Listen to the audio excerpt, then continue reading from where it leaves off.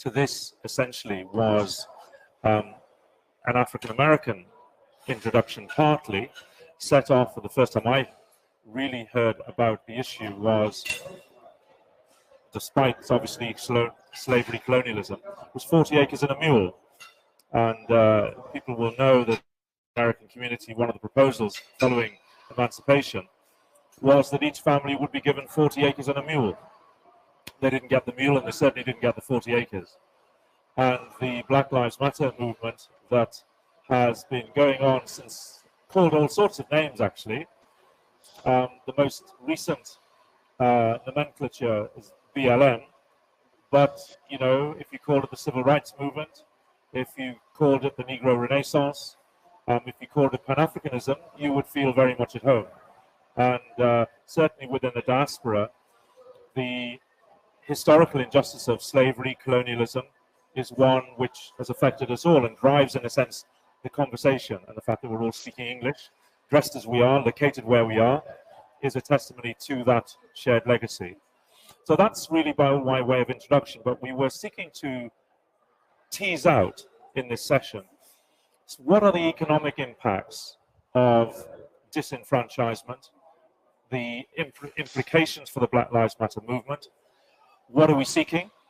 Is it reparations? Is it financial reparations? Is it cultural reparations? Is it land? Is it mules? What exactly is it? And what are the powers that we're facing against us? A huge topic in a way, but one which is very timely. And so can I ask, if I may, just Isaac, can you just do a thumbnail sketch of yourself? And then I can ask Sipiwe to do the same thing, and then we can take it in turn for the presentation while we wait for Vivamoon to join us. Isaac. Yes. Good afternoon, everybody. Good morning and good evening, depending on which geography you're located in. Thank you very much, Judge Habat, for introducing this session today. My name is Isaac Matemi. I'm joining this session from Kenya, Nairobi, Kenya. My background, actually, I'm trained as a civil engineer, and I've worked in various positions in Kenya as a public policy. So my background is in engineering and public policy. Currently working as the chair of the economic committee for the Kenya Diaspora Alliance, where we are working to get the diaspora contributions into the Kenyan economy and the African economy really to be taken as a key player on the economic scene, because really at the moment we're having this dissonance where we know that diaspora remittances account for a huge chunk of the development assistance coming into Africa, but the formal channels and mechanisms for recognizing that and building upon that very important and very powerful contribution are lacking. So that is the focus of my work. I'm also part of the engagement team of a community called the Black Economists Network, which has about 400 members in the economics profession, located in the United Kingdom, in Africa, and in the United States of America, where we are working together to revision the contribution that the economics field can bring to the development of the fortunes and the development of people of African descent. So thank you very much, Judge Habat. You're on mute. I beg your pardon. Thank you very much for that erudite summary of your background and work and contribution.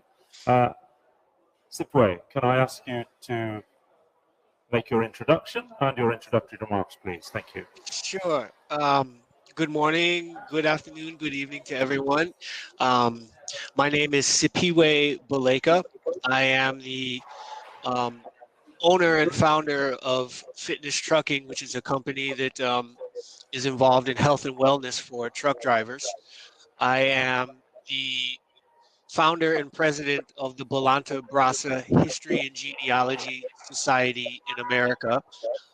We help our members restore their Bolanta ancestry and do family genealogy work.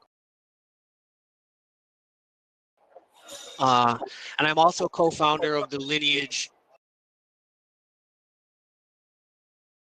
Restoration Movement here in the United States, which is a movement of 750,000 African Americans that have used the African ancestry genetic testing to rediscover their maternal and paternal ancestry in Africa, and then using this knowledge to begin to reverse the ethnocide that has been committed against us, and using these ancestral bonds as a way to reconnect with Africa.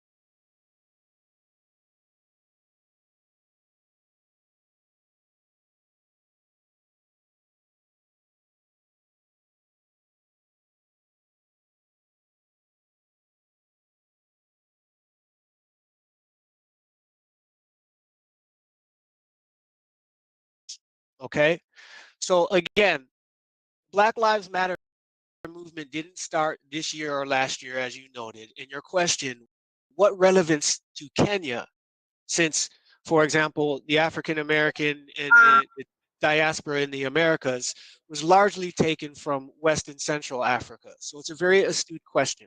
So I'd like to answer the first part with some words from Malcolm X when he was at the Organization of African Unity in 1964. And this is what Malcolm X said. He said, since the 22 million of us were originally Africans who are now in America, not by choice, but only by a cruel accident in our history, we strongly believe that African problems are our problems and our problems are African problems. The American government is either unable or unwilling to protect the lives and property of your 22 million African American brothers and sisters. We stand defenseless at the mercy of American racists who murder us at will for no reason other than we are Black and of African descent. We have lived for over 300 years in that American den of racist wolves in constant fear of losing life and limb. Recently, 3 students from Kenya were mistaken for American Negroes and were brutally beaten by the New York police. Our problems are your problems. Your problems will never be fully solved until and unless ours are solved. You will never be fully respected until and unless we are also respected. And you will never be recognized as free human beings until and unless we are also recognized and treated as human beings. Now, this was Malcolm X back in 1964. And remember, Malcolm X visited Kenya in 1959, and he developed a friendship with Pio Gama Pinto. And together they planned a common strategy to deal with daily humiliations and indignities suffered by both Africans and African Americans. When Malcolm returned from the OAU in 1964, he created an umbrella organization for African Americans called the Organization of Afro-American Unity. And his goal was to organize African American people for the next phase of our liberation struggle. As part of that plan, Malcolm X wanted African nations like Kenya to support his petition to the United Nations charging the United States government with genocide. On February 21st, 1965, the day that Malcolm was to explain this strategy, Malcolm was assassinated. 3 days later, Pinto, a strong supporter of Malcolm's genocide petition at the United States, against the United States at the UN, was also assassinated. So truly, Malcolm's words came to pass. Our problems are your problems. So that's my answer to your question, which is, even back then, 1964, Malcolm was linking the struggle on both sides of the Atlantic. We, the African Americans, we had our own liberation struggle at the same time that the Mau Mau struggle was going on. And we were uniting on an international diplomatic front to charge the United States with genocide. And then we had leaders on both sides, both in America and Kenya, assassinated. So that's the historical background in the first part of your question. You have to unmute.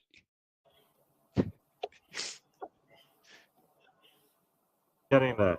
That's a very rich historical reflection on the link between Kenya and the USA. Very graphic, very powerful. We've just been joined by Viv Amoon. Can I just get Isaac's take on that question and then introduce you, Viv, if I can? Isaac, over to you. Well, I think I'll begin my response by saying that Blackness is first a global construct before it is a local reality. I'll repeat that. Being Black is first a global construct before it is a local reality. And just like Mr. Sipiwe Baleka, I'm going to dig into history to place my response to this question. And I will actually go back probably a century earlier than the context that Mr. Sipiwe has chosen, to the Congo Conference or the Berlin Conference of 1884, where the European powers were deciding how they were going to divide up the African territory to distribute amongst themselves as the returns for them being global powers and having the power to take over territories far from home and appropriate colonial territories.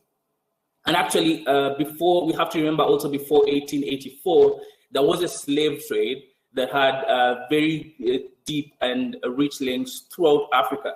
And I'll mention that the fact that slaves were drawn mostly from Western and Central Africa was a geographical accident.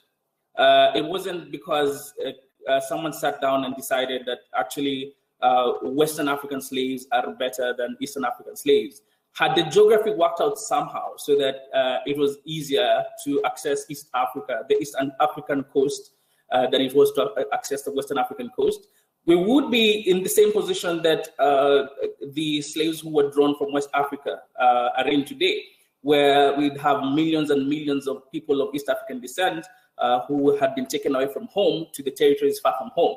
So that's a historical the context that I would like to borrow to this reality that we're living in and struggling with today, to mention that when discussions are held about the fate of the African, there is really no distinction between a Black person in East Africa, West Africa, or South Africa, or North Africa.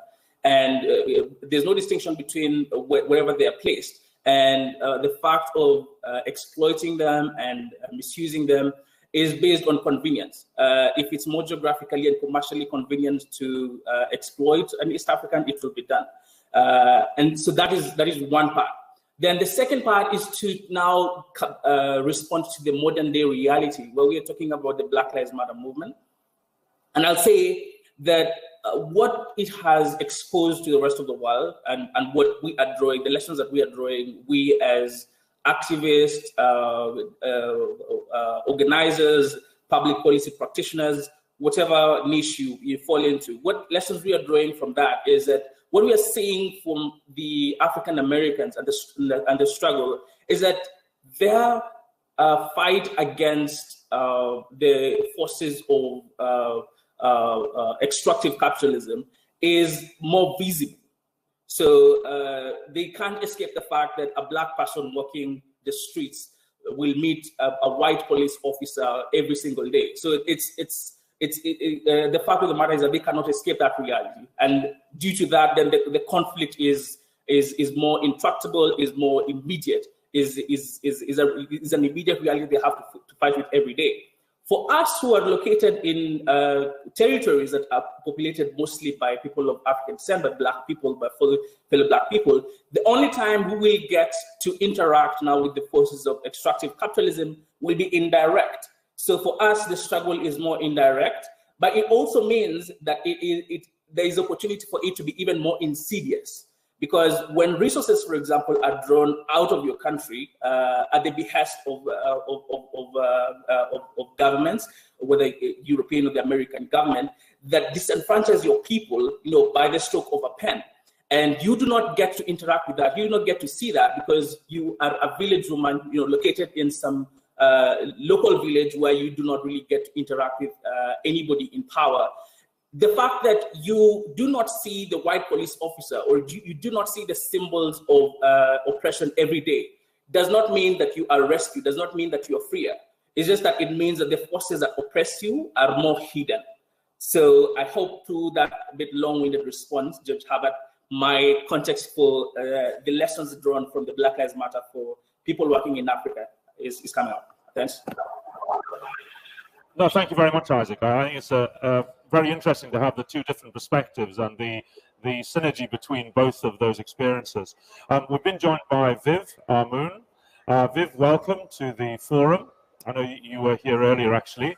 And again, can I just ask you, for the purpose of those listening, just to say a few words first, and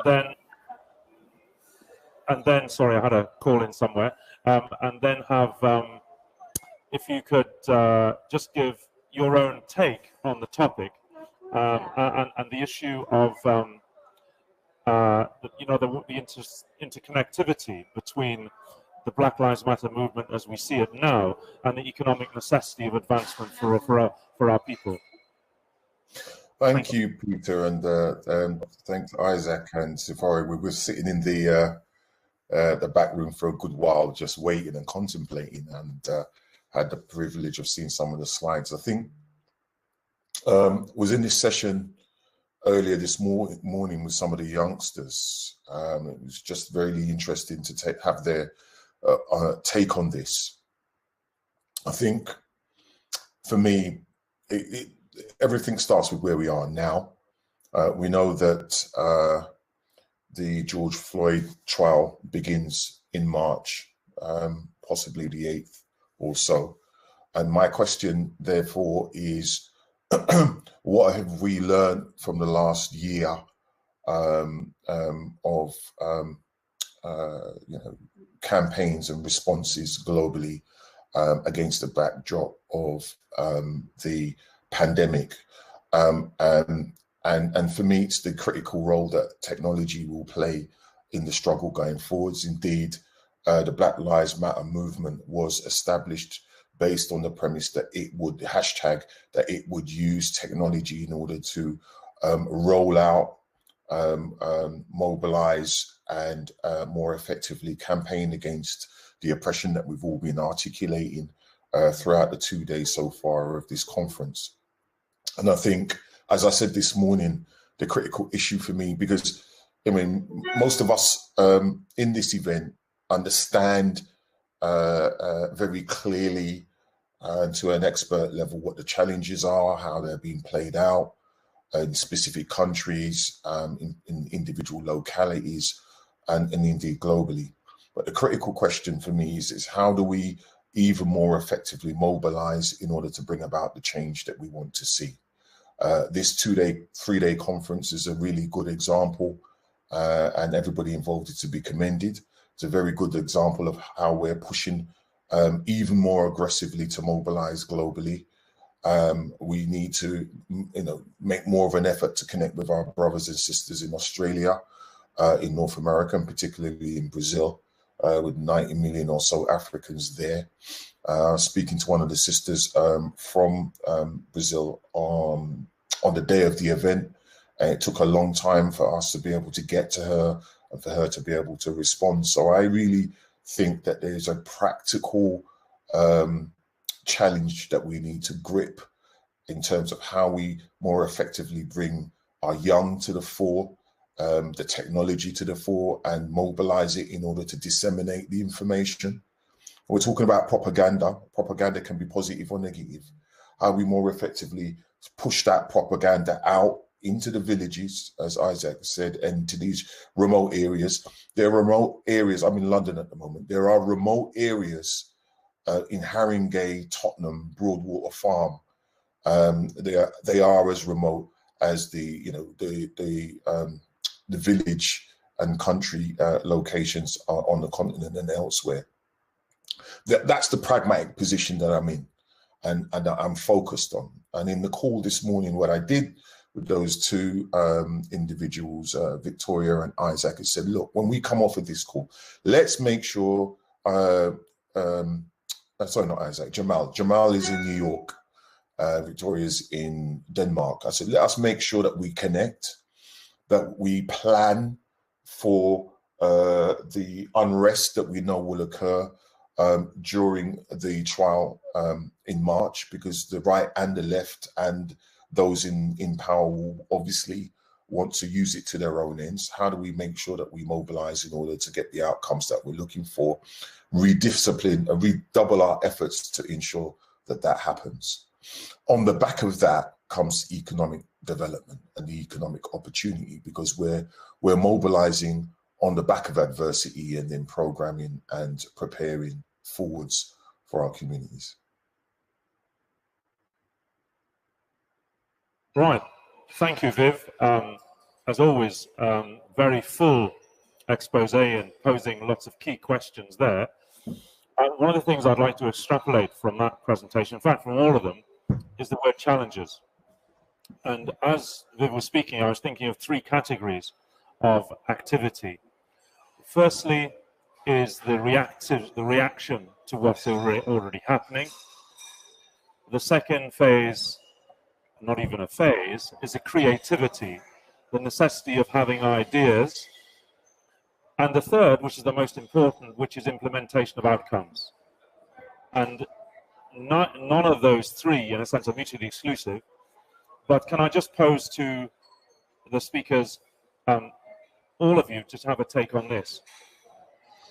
In terms of those three things, reactivity, creativity, ideas, ideology, and positive outcomes, let me pose you one problem, which is a Kenyan issue, but a world and a global Pan-African issue. At present, Kenya produces, 90% of the tea that Kenya produces is undiluted, as I can put that word, unrefined. It's basically the raw product. Most industrialized nations export processed products, even agricultural products. They're not raw at all, and they get the maximum profit. Kenya, I think, is the fourth largest producer of tea in the world. The Moroccans purchase $212 million of Kenyan tea each year. But at the moment, the Kenyan tea worker is one of the worst paid in the world, achieves around about 8,000 shillings a month or $80 a month, if they're lucky, for picking their own weight in tea per day. The ownership of some 200,000 acres of land in the best agricultural land in Kericho and Bomet County is owned by 4 multinational companies based in the United Kingdom, which, as Viv and others may know, have sort of racist imagery of naked tea workers. I don't think any worker has ever picked tea naked in their lives, but there you will find them outside Unilever headquarters in London.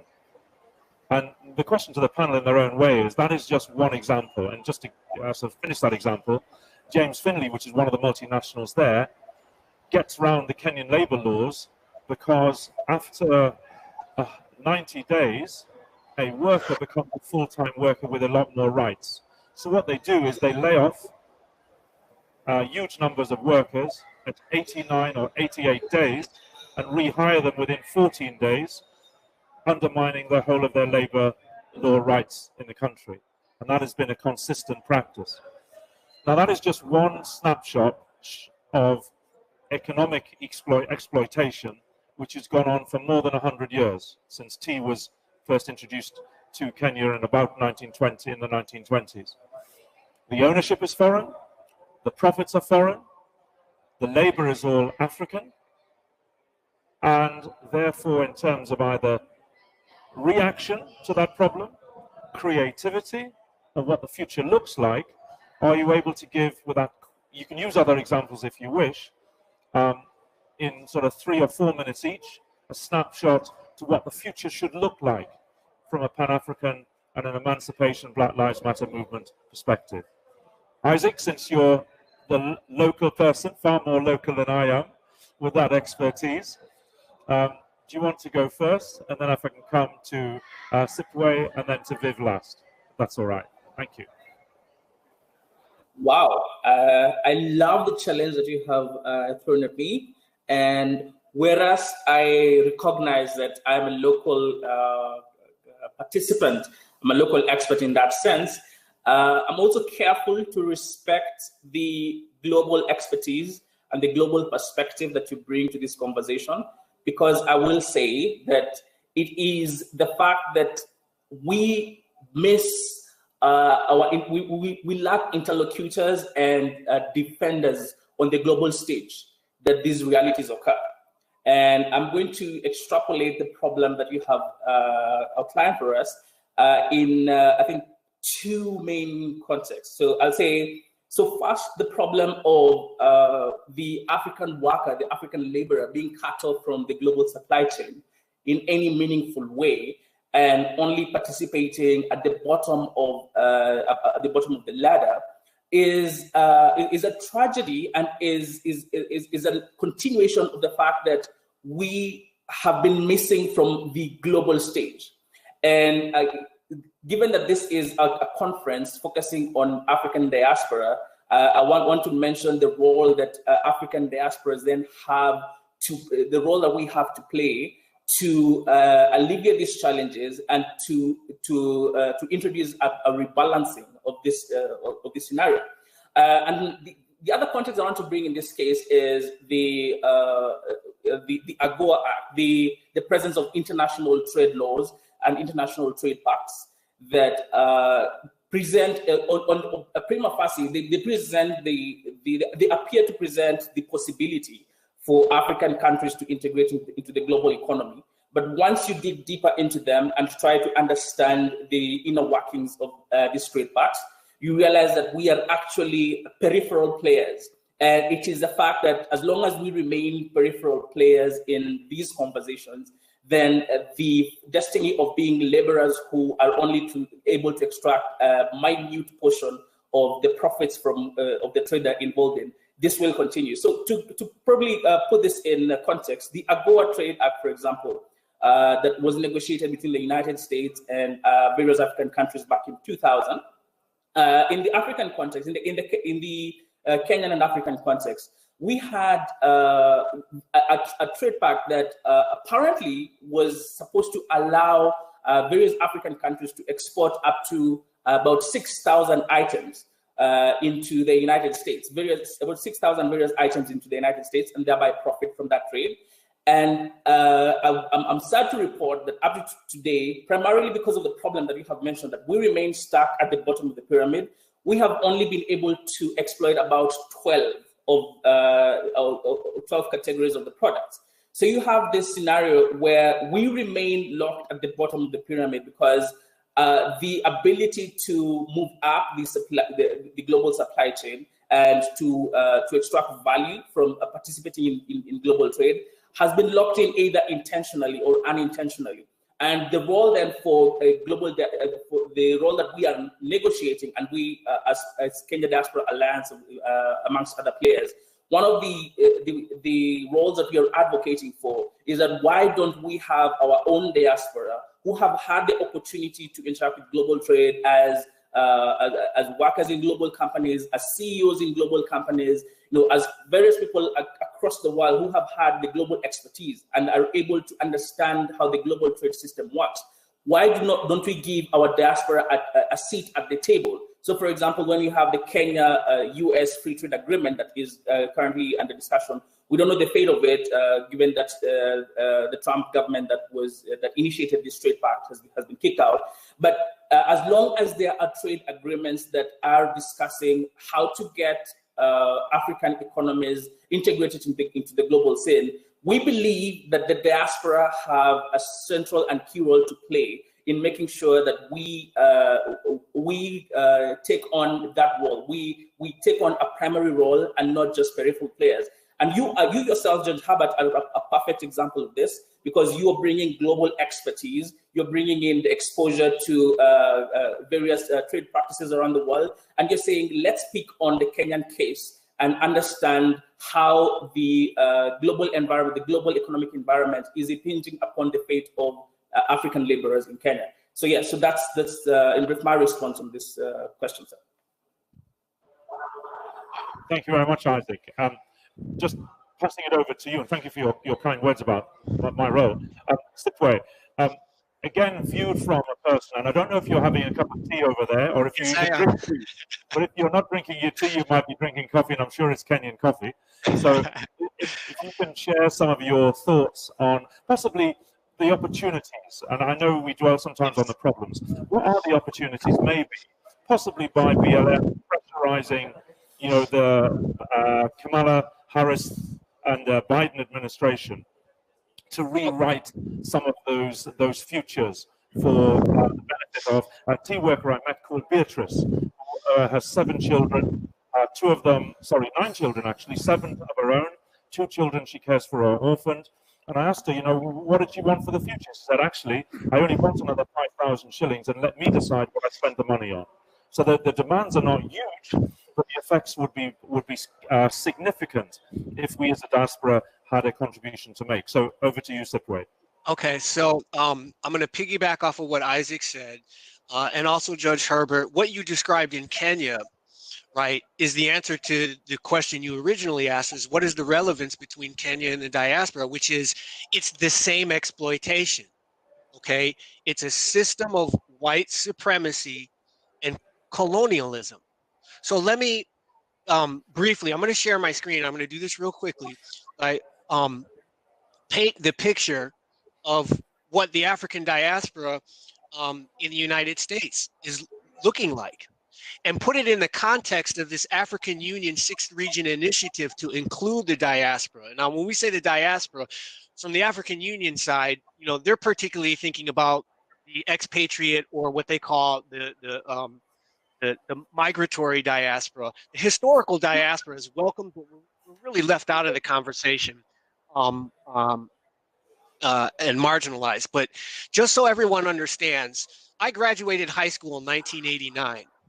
So this is the economic or wealth progression in the United States from 1989. Right, white wealth has grown astronomically. Black and Hispanic wealth hasn't grown at all. So the racial wealth gap in the United States, right, is increasing.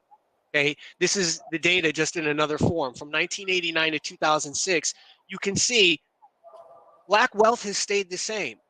White wealth has increased. Okay, the important thing that when we're talking about the diaspora, African Americans, what we need to understand is 75% of African American wealth is held by the upper 10% of African Americans.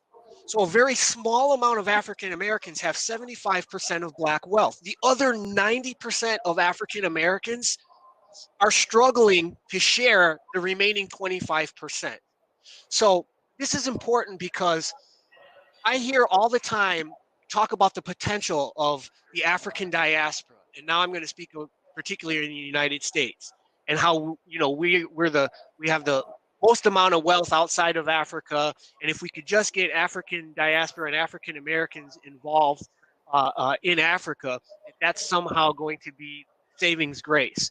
Well, the truth of the matter is that if you're looking to African Americans and African American wealth to become part and help develop the continent of Africa, you're really talking about these 10%, which are mostly celebrities. They're entertainers, they're athletes, and they're entertainers. And to be quite honest, the consciousness of that group of people is not focused, is not Pan-African. They're not focused on what can I do to reconnect with Africa and take my wealth and use it there. The vast majority of African Americans who do have a Pan-African consciousness and who are most interested in reconnecting with the continent, this 90%, and particularly the bottom 50%, which has a wealth value of less than $1. So the people in the African Americans most interested in reconnecting with Africa are the ones with the least amount of resources or the ability to do anything. Okay, and it doesn't matter what your income is in the United States. So, for example, someone in the category that's earning an income of $93,000, right? Their wealth value compared to the white value is less than a third. I'm making all of these points to basically say we're putting the cart before the horse, right? This group of people that has wealth in America, black wealth in America, AGOA and most of the African Union initiatives, the African Union and most of this African interest is saying, hey, what can you do for Africa? And they want the business investment when we haven't really made the social bonds first, right? So just to show you, in the United States, there's 2.5 million Black-owned businesses, but only 4% of them have employees. Meaning the vast majority of Black-owned businesses in the United States is just one person. They have no employees. So we get it, the international community gets a distorted picture of Black wealth in America. Meanwhile, African Americans only own 2% of agricultural land. They're only 2% of the owners. They own 0.9% of the actual agricultural land, 7.7 million acres. This is where Black people in the United States live. So again, when we've just got a minute left of the session. Well, the first session went a little over, so I'm hoping we can go over a little bit. I'm going to wrap it up in 1 minute here. But what I'm saying is, when we fought our liberation struggle at the same time as Mau Mau, right, we wanted to make this land independent because that's where we live. We're still involved in that struggle. And until we have some sort of autonomy where we can control that land, because land is the basis of economic development. If countries like Kenya are not working with us, we've been placed on the decolonization list, or we've asked to be placed on the decolonization list at the United Nations. We did that 2 years ago. If we're going to talk about economic emancipation, and particularly the African diaspora in the United States, that's not going to happen until we control this area, and then we can control the manufacturing and all those things that Judge Herbert was talking about in the United States. You can't expect African Americans to be doing much. And my final word on this is that what we're doing in the United States now is using genetic testing to identify we suffer from ethnocide. We went through a dehumanization process, so we don't know who we are and where we come from. Our love of Africa is a very generalized love. Since we didn't know where we came from, we just wholesale study, we just embrace all things Africa. But now we have the scientific tools and genetic testing tools to find out exactly where we came from. So, for example, my ancestors are the Balanta people from Guinea-Bissau. And when we make that connection, now I have a very real reason, right, to connect with Africa, and specifically with my Balanta people in Guinea-Bissau, and help bring development to those areas that need it the most, not necessarily develop a better higher end coffee or real estate in some metropole in Africa, Rather, I want to go out to the village where my ancestors came from, and wow, they don't even have a well. They don't have a health facility. So the lineage restoration movement, I think, is going to play a big role in that, and maybe I'll be able to talk more about it in some other forum. Thank you. Okay, thank you very much. Viv, can I pass this to you? I did make a note of the time, so I think if we can synchronize to close in 8 minutes' time. So at 5:10, I think that should have given us a full hour. I'm not going to take that time. Unless the ADS support team is going to guillotine the discussion before then. I would just say, just to conclude, and I'll pick up on the same point I made this morning and I made in my opening in this space. It's not about interventions at the end of the day, because we know interventions don't work. We can't impose solutions on our communities for all the reasons that have just been articulated. We have to engage in a process of change, which is what we're doing. And it's what this 3-day event is about, and all the networking that's taking place outside of this fora. And we have to just double down and recommit to pushing that forwards. You know, I've met some really interesting and dynamic individuals doing great work, and we want to amplify that work by ensuring we're doing it in alliance and rather than in silos. So I think that's enough for me. The presentations have been very informative. I hope we can get access to the slides, brother. Amazing. I'll hand it back over to you, Hello. Judge Peter. Hello.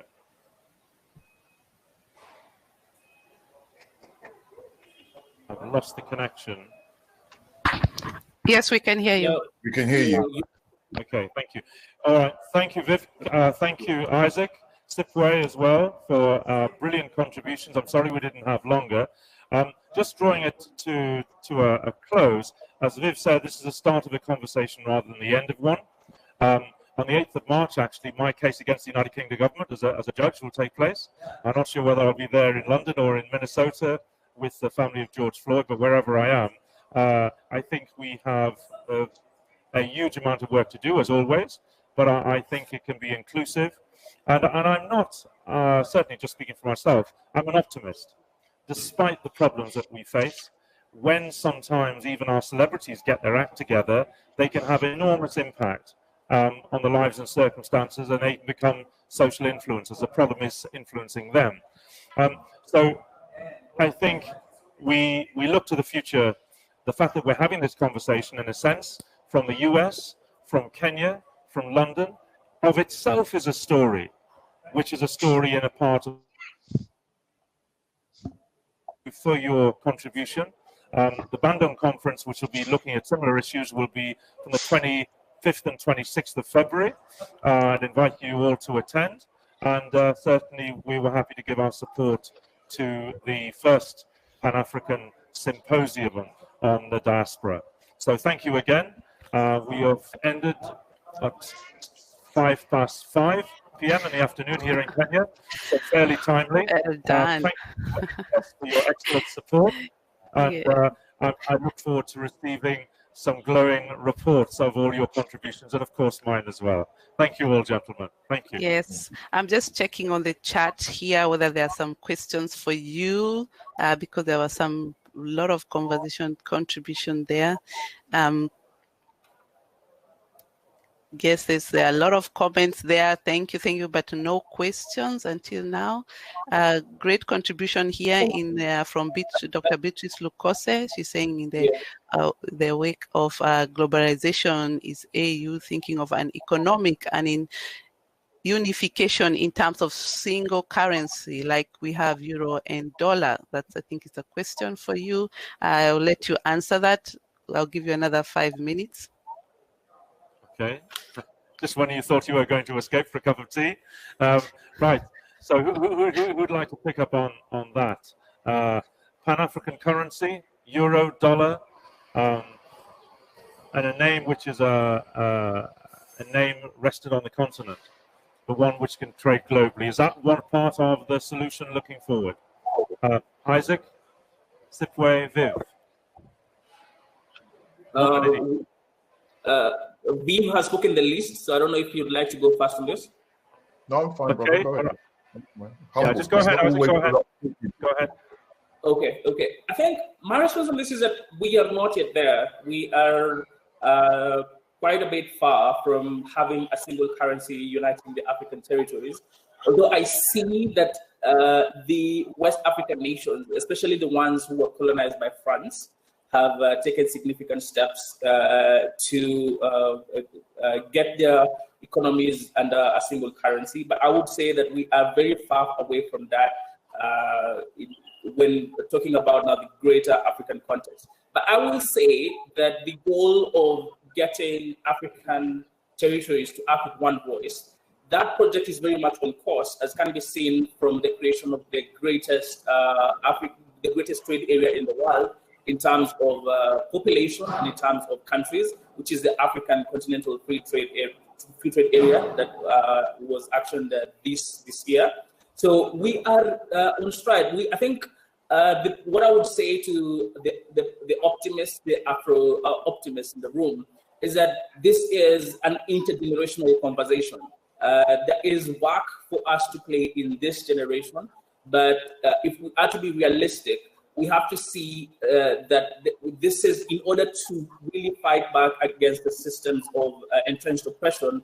We are looking at least at a 3-generation journey rather than just talking about work that will be accomplished in 1 generation. So, okay, Correct. thank you. Viv, do you want to comment on that? So when you come to JKIA in future, you bring coming your Pan-African pounds or dollars instead of your euros or sterling pounds? I agree. Yeah, no, I agree. We can see some positive green shoots in the West African countries, but it's the process of unifying in terms of thought and practice that has to come first, and that is moving in the direction that we want to see. Isaac said 3 generations. I've been working on 5.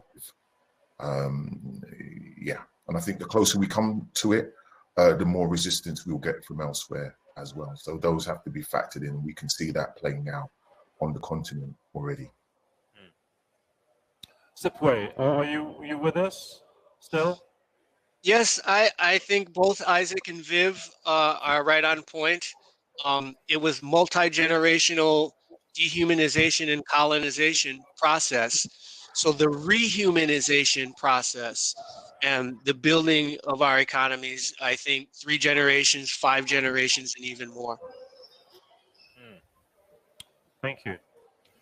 Okay, my final word, because I'm the judge in this, is that in a sense I would be delighted to see a Pan-African currency. And in a sense, I'm old enough to remember when the euro was used throughout Europe, and it does bring people closer together if you know the value of a mango or a pineapple across borders, or the price of a house or a cab or a day's labor. So it is certainly a very important economic part to bring companies together. That's my unimpartial view.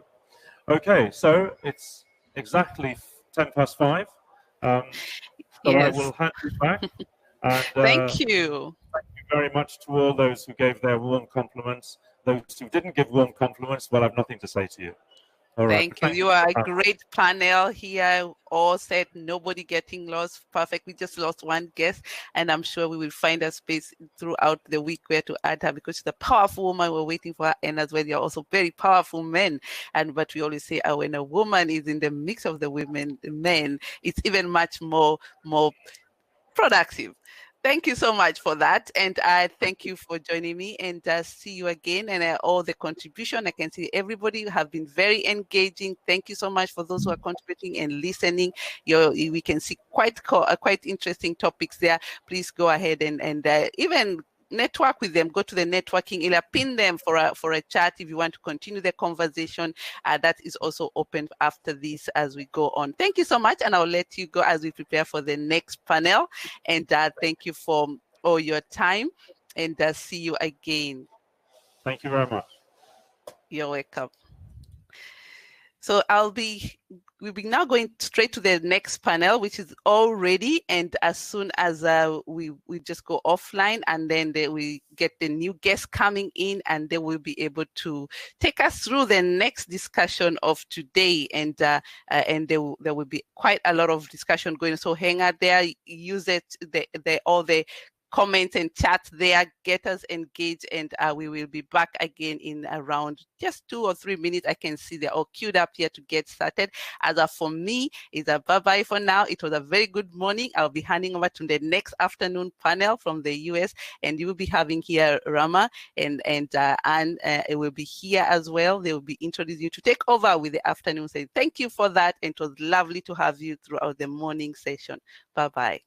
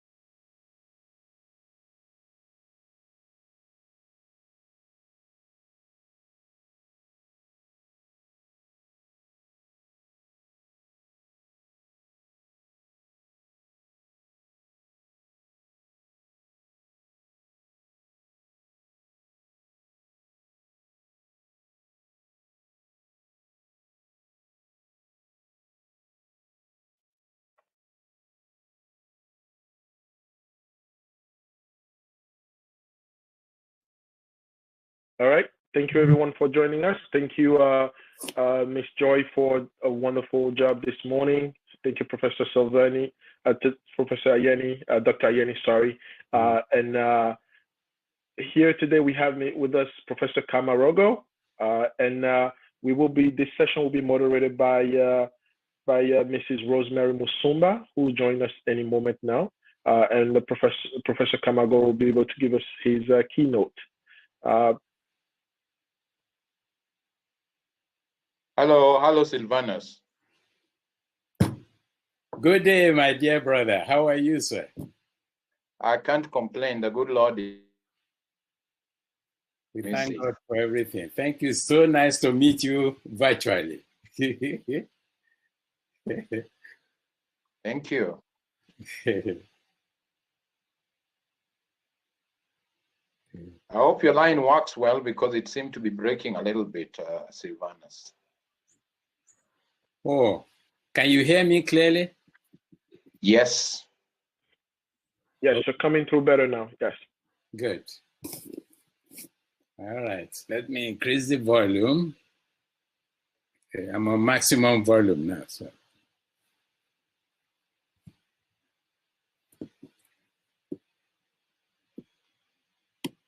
All right, Mrs. Rosemary should be joining us any moment now. Okay.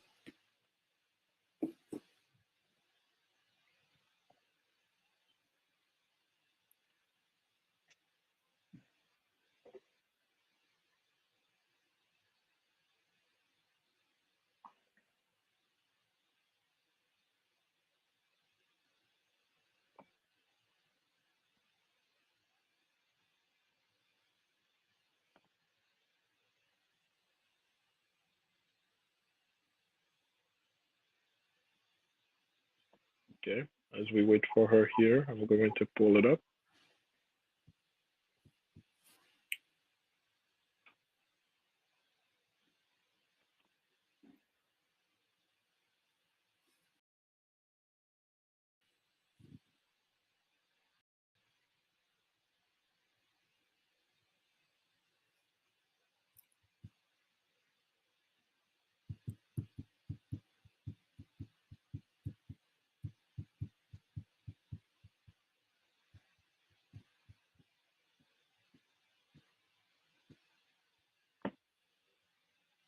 There goes Mrs. Rosemary Musumba.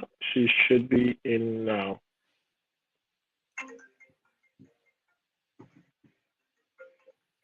All right.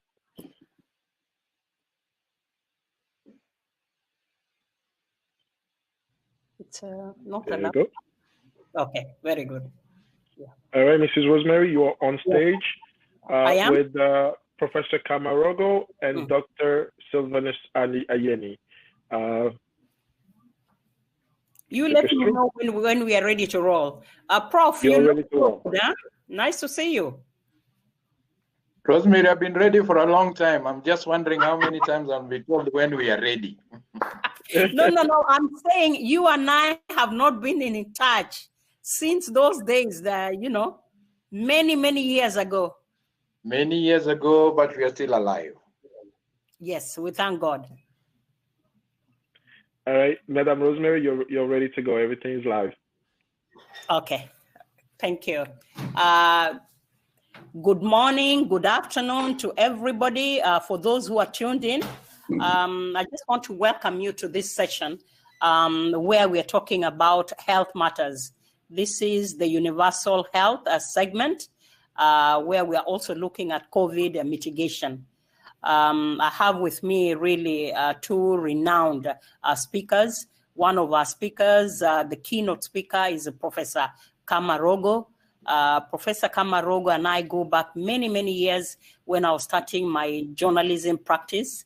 I had to test with him. He was also young, doctor, vibrant, ready to go. And here we are, trying to save the world at a time when we are dealing with a pandemic that has crippled the world, literally. We are told of vaccines here and there, but we are here in Africa, we are dealing it in our own way. Professor Rogo, I really want to welcome you to this session. It's really an honor to have you on board. We revere you, we admire you, we love you for all the work that you have done to save the community. And you're still doing it. And the reason I'm saying that is that I was given an opportunity to head to be the chair of the Diaspora COVID task force when this whole thing broke out in early February, March. So we professionals in the diaspora, both in Kenya and elsewhere, came together and realized, what can we do for our community? We brought in experts, doctors, other people, and we broke ourselves into different committees. There's a committee that is looking on economic recovery because our people are hurting. But on the health sector, we had two doctors, Dr. Odongo Odio and Dr. John Alwar, who are really our right-hand people in that committee. And I'm told that they've been working very, very closely with you through the SAGAM intervention in Siaya. So thank you for always being there for us, for supporting us. So let me allow you to give your keynote address. Karibu. Thank you very much, Rosemary. I cannot express in words the gratitude and the privilege that you've given me to speak to colleagues and other people in this great continent on a subject that is extremely close to my heart. UHC, and of course now COVID-19. I will make a few bold statements, and I will not be afraid in making them. And I will make them because it is important that as Africans, we start looking at ourselves differently in the mirror and ask ourselves whether the reflection we are seeing in the mirror is what we want and it's a reflection of where we are going. Let me start with the two keywords that you have in the title of our session, UHC and COVID-19. I'm making the first statement that the only way to fight COVID-19 is to have systems that work for everyone. In other words, systems that work universally. So for the health sector, what you could paraphrase is that the only way to fight COVID is to have universal health care. I'm putting that on the table because in a lot of our countries and the way we are organized in the country now, we are repeating the same things that I've seen every time a new disease appears on the horizon or a new initiative appears globally. We always put everything aside and start afresh. And we say that we are now doing COVID. We were doing HIV/AIDS. We were doing Ebola. So everything else is put aside. For me, UHC, if it happens, covers everything that we have to do to fight COVID. So being able to put those together is a primary thing. Two is that COVID came to us this year on the back of what our countries had declared was to establish universal health coverage. Some countries said that they were already way ahead. Some countries were still piloting what to do in terms of counties and parts of the country like Kenya. One would imagine then that there would have been a level of preparation for COVID that would make us not start from zero, because COVID requires universal health care. But the question is, did we respond as if we were already on our way, Anna? Or did we start afresh as if the journey found us totally unprepared? It would appear to me that for most countries, it was the latter. I want to make the second statement that The nature of COVID and this pandemic is such that we have not experienced its brutality. Unfortunately, in most countries, we are patting ourselves on the back and say we have not seen brutality because we have done so well. And some behavior also indicates that we seem to be thinking that we are post-COVID, that it didn't hit us the way it hit Italy, so we are behind it. We are or ahead of it. What one has to recognize that this is a virus that started in China, that had to travel by air, not on foot, to Africa. So countries that had more air travel in China saw its introduction earlier. And that is why Europe and America and Australia were ahead of us, and we were the last continent to be hit. And being hit with fewer and fewer people had to expect that our trajectory would be a delayed one. And we cannot say that we are at the same stage with the US or America. That does not mean that we cannot be there or be at hand. It's simply that somebody making noise somewhere. Please keep that question. Yeah, just hold on. Let me try and sort that out. Yeah. Rama, there's some we are hearing people in the preparation room. Is there something that can be done? Okay, great. Yeah. Hi, nice to meet you. Is that better? Hi, I think we've. Rama? Sorry about that. No, the lady is determined to continue Technical talking. difficulty. nice to meet you, Anne. I think I've seen. There should be no How more do background. we? Okay. Sorry for that, Prof. But continue. Yes. So the age of the virus in our midst is a factor that we must not take lightly. And the journey, it has just started the journey with us, and we must do everything possible so that it doesn't take the same route that it has taken elsewhere. Already we have clear evidence internally. Hold on, Prof. Rama, I don't think you've cut out that. I can just talk.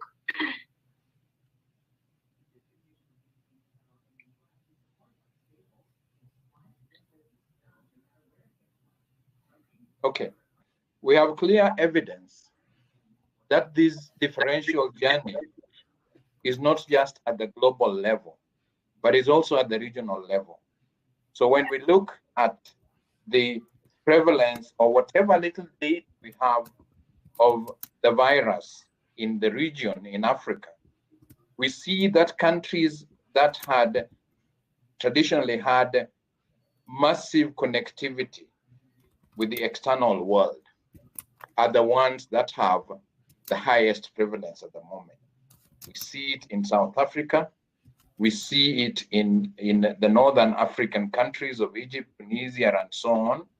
In East Africa, we see it in Kenya, where because of Kenya Airways and therefore our more abundant connectivity with the rest of the world, we are ahead of Uganda and we are ahead of Rwanda. Tanzania, I will not mention. But internally too, where I sit in the village on the shores of Lake Victoria, I am heading a regional, Kenyan regional group of 14 counties where we have looked at the granular data that is giving us a projectile that varies depending on the exposure to the external world of those counties. So of the 14 counties, 2 of them that are near borders with Uganda and Tanzania showed very, very high surge early on because that cross-border traffic was slow and was problematic. You see the second model, second trajectory in counties that have big urban areas, 5 of them. Those urban areas mean that there's more congregation and there is more travel linked to Nairobi and Mombasa. they have a trajectory that is now shooting up almost vertically. Then it leaves us with 7 counties that are more rural. They are going up, but it is a lower gradient. So these are trajectories that have nothing to do with what we have done. It is simply the virus acting naturally, and that is where we are. It is in that context that I want to put on the table for discussion 4 different areas of questions and crossing the T's and joining the dots that we must ask of Africa this time when we speak of UHC and this pandemic. Number 1, does Africa have commonality in vision for both UHC and COVID-19? Is that commonality also in the resolve? Do we have the same resolve across Africa? And 3, do we have a common resolve in terms of implementing what is necessary to accelerate both UHC and the mitigation of COVID?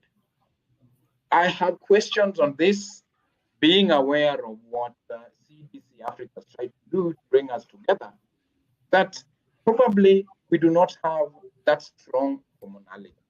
And East Africa gives us a good example that much as we are probably one of the strongest regional community, trade, and economic bloc, when COVID hit us, we saw chinks in the chain and we saw differences in reaction. Borders became more difficult to cross, and we therefore had 100 kilometers or more of trucks stuck on the Kenyan side or Ugandan side or the Tanzanian side. And that has resulted in community spread around the border counties. That was there. 2, we've also seen that from the policy and political acceptance, not all the countries even accept that COVID-19 exists. Right now, my good neighbors, Tanzania, said it doesn't exist. So if we test people on the border who are coming from Tanzania and we find them positive, Tanzania gets angry and says that our tests are discriminating. So this is a chink in the chain that has been brought by COVID at a time when we should be together. The regional cooperation should be even stronger. So how do we triangulate that? Vision, resolve, and implementation. The second area of triangulation is the triangulation that is within the health sector itself. 3 areas of the 7 health systems that we must interrogate are human resource, judiciary, financial management, and service delivery. There seems to be a major disconnect in our countries, more so revealed by COVID, because we have been totally unable to manage our human resource in health. And while this labor unrest was there, it has been aggravated by COVID. So we have in all our countries a situation where the frontline army is restless and is either threatening to go on strike or in strike already. This is coming at a time when already the human resource in Africa, 1/4 was on strike of all the countries, you put them together. The other 1/4 was planning to go on strike. The 3rd quarter was ending their strike. And the last 1/4, you couldn't tell whether they are on strike or not. Nobody cared anymore. You cannot fight a war with an army that is uncertain. So for us to pretend that this sector will be the front line is like going into a war, not just with ragtag civilians, but with no army at all. because they are not even going to that war. So this triangulation of human resource and finances and service is something we must take seriously. Finances, yes, a lot of redirection and repurposing of finances has happened in COVID, but you know what has happened? There has been a lot of misprocurement, a lot of very, very serious, and I say fatal misprocurement, because it's not only that they're bought expensively, but they're even buying low quality PPEs, which means that the army is totally exposed. How negligent can you be and accept that to be a way of life? And of course, service delivery, which we look at it, UHC was focusing primarily on primary healthcare. COVID, we have focused a lot on tertiary care. It has been the oxygen and the ventilators and everything else. It's not been the community health workers. This is worse even at this time when, for Africa, we have decided that only 2 out of 10 patients who are HIV, who are COVID positive, will be treated in health facilities. Only the very sick. 8 out of 10 will be managed at home and by communities, headed by community health worker that we are not even taking care of. The best that countries have done has been 2 hours or 3 hours or 8 hours of training for community health worker. Nobody talks about their PPEs or anything that goes with that. And in service delivery, we are way, way out of tune when it comes to testing. Testing is, and even the data that we are using to project things, I don't know what we're relying on. But the amount of PCR testing that is available is total nonsense. For me, in the region where I sit in, the 14 counties that I'm talking about, and Kenya is one of the better off countries, Makiu. We're talking about 14 million people. There is one KEMRI testing lab for 15 million, which runs out of reagents now and then. So every time we are giving the daily report, we don't know whether those reports are for tests that were taken yesterday or they're the cumulative one from 2 weeks ago because the reagents were not there. That is something that we have to look at and look at seriously. The third area of triangulation is the issue of choices. It would appear to me that although God was kind to us, Silvanus, I'm looking at you, because every time some of us in this age group, there has been this kind of infectious disease in the world, it has started in Africa. So other people have been looking at us and coming to help us. This time, the good Lord decided it will not start in Africa. It would start in China and not even come directly from China to here. It would go to Europe and America first. So the good Lord gave us 6 to 9 months to prepare. And prepare, the first thing in any epidemic is to prevent it, not to start putting curative places there. Africa gave up on prevention and started building ICUs and beds, extra beds. Right now, counties have put up COVID beds everywhere, most of which are empty. In my own country, 90%, because every county was told to put up 300 beds. 90% of those beds are unoccupied up to now because most people are being treated at home. Multiply 300 by 47 county and say that bed would cost us $1,000 or $5,000 and see how much money is sitting on those empty beds. Put an amount of money in maintaining those beds at even $1,000 a day, and you see how much we are spending on beds that are lying there. In the meantime, we have no reagents, we have no PPEs, we have no gloves, the preventive programs are not there. And what is it in prevention? Prevention was just three things: mask, washing hands, and distancing. Things that cost you no money at all. And I say masks now, we've made this mask a donor issue now. That a donor must come to give us masks, give our own people. We are, Rosemary, talking about this at a time when you, Rosemary, the most elaborate headgear for women in the world is the African woman's headgear. Nigerian, my sister Urie Manduli here in Kenya. Silvanus, tell us how much yardage it takes to do one Nigerian headgear. And how many masks can be made from the cloth in one headgear?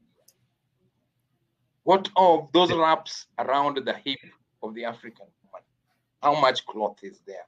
And how much gear can it make? What of those ties that we Kenyans are keeping in big quantities in our wardrobes? The amount of cloth for head tie, for a tie, is way less than the amount of cloth for a mask. And yet we are begging for masks. Now, this beats me that I've never heard of a movement for African women begging for international donor support for headgear, or for us men for our ties.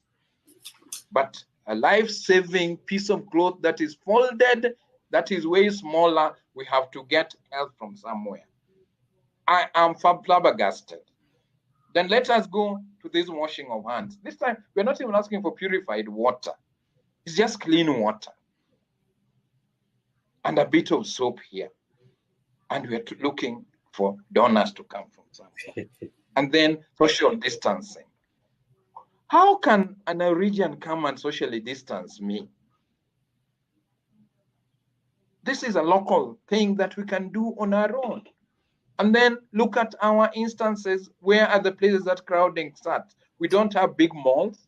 We don't have big stadia where people go there, but we have marketplaces. Have we come around with how to do the marketplace social distancing? None. So I'm looking at these things and asking you now to look at my final area of triaging. Rosemary, Silvanus, ladies and gentlemen, what is the problem? Is it lack of confidence in ourselves? That our planning has to be based on what CDC says, what Welcome says, even when the leaders like Trump doesn't even listen to CDC. We listen to CDC more than Trump listens. What is it? Why can't we just sit down and decide that this is what we're going to do? Is this an inferiority complex? And then this business of dependence. For goodness sake, ladies and gentlemen, this time the people who usually help us are an even bigger problem than us.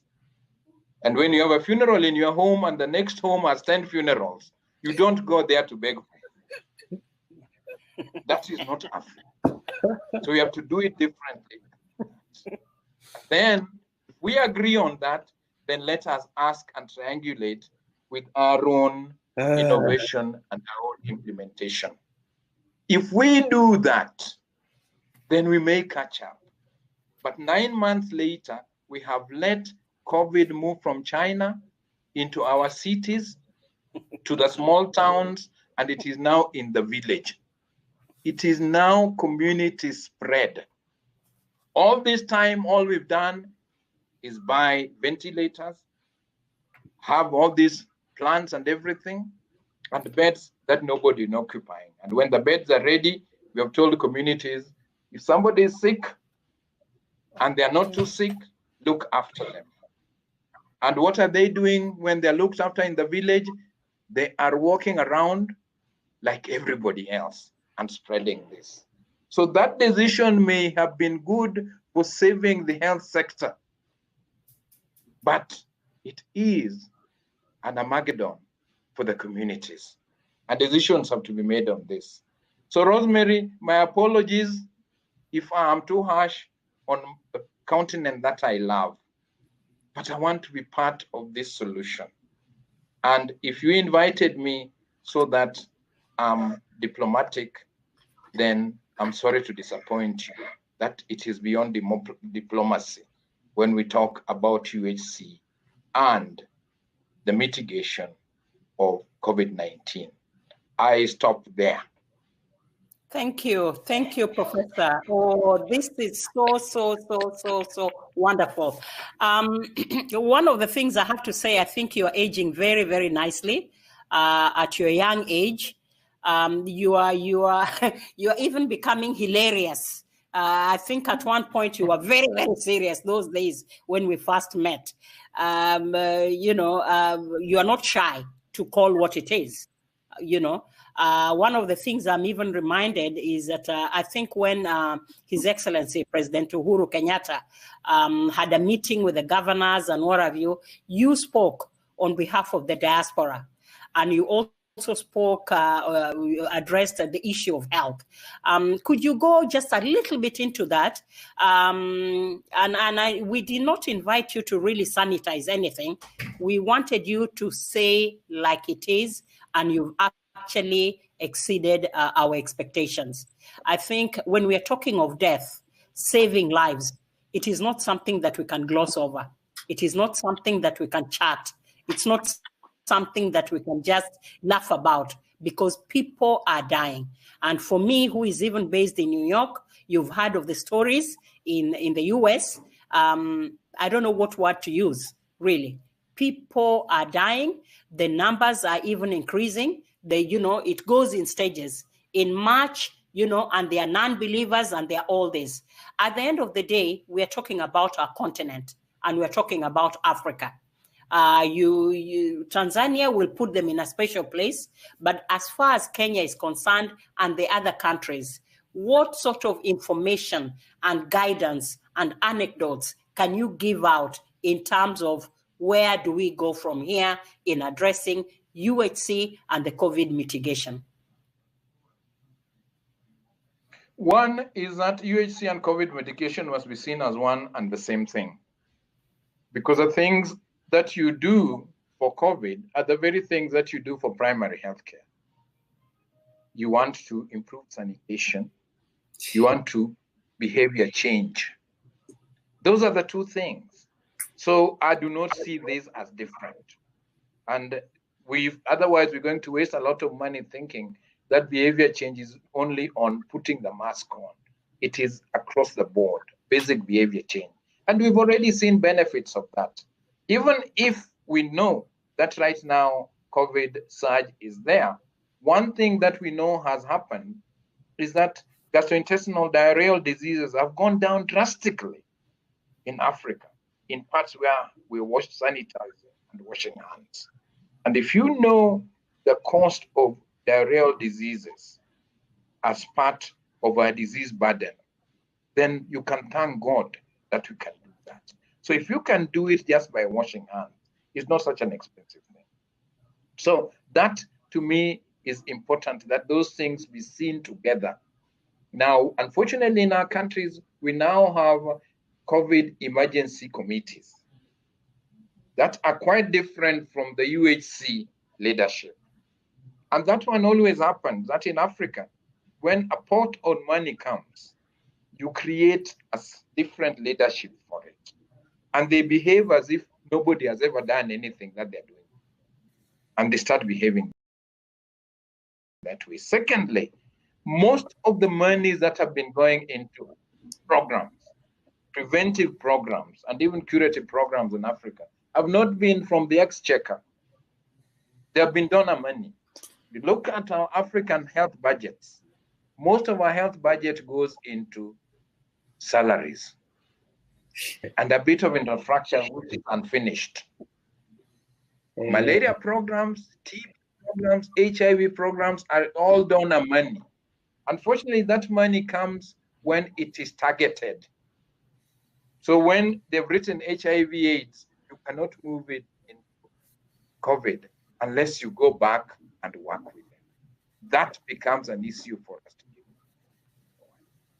do. 3, We have to stop pretending that we can sort out the human resource in Africa by going to get 30 doctors from Cuba. We have to dialogue here and find a way in which our own health workers, nurses, laboratory, and so on work. Africa right now have thousands of unemployed nurses, unemployed doctors. They don't even have places for internship for young doctors. I've just finished a study for East and Southern Africa on the number of nurses and so on that graduate every year. Kenya alone graduates 10,000 every year. They cannot give jobs to 1,000 annually. So where are those ones going? Especially at this time when Britain is advertising that it wants health workers and is giving them special fast tracking of visas. Young African doctor or nurse, would you resist going for those visas? We have to get that thing moving. And finally, the whole issue around accountability. You mentioned, Rosemary, you mentioned Kenya, you're sitting in Nairobi. You know what the Senate special committees are going through in what has just happened in KEMSA. It's unconcernable. You cannot have a situation where that kind of thing is allowed to happen in the continent. You know the only result is going to be death. And the people who do it are still walking scot-free or driving their four-wheel drives. It can't happen.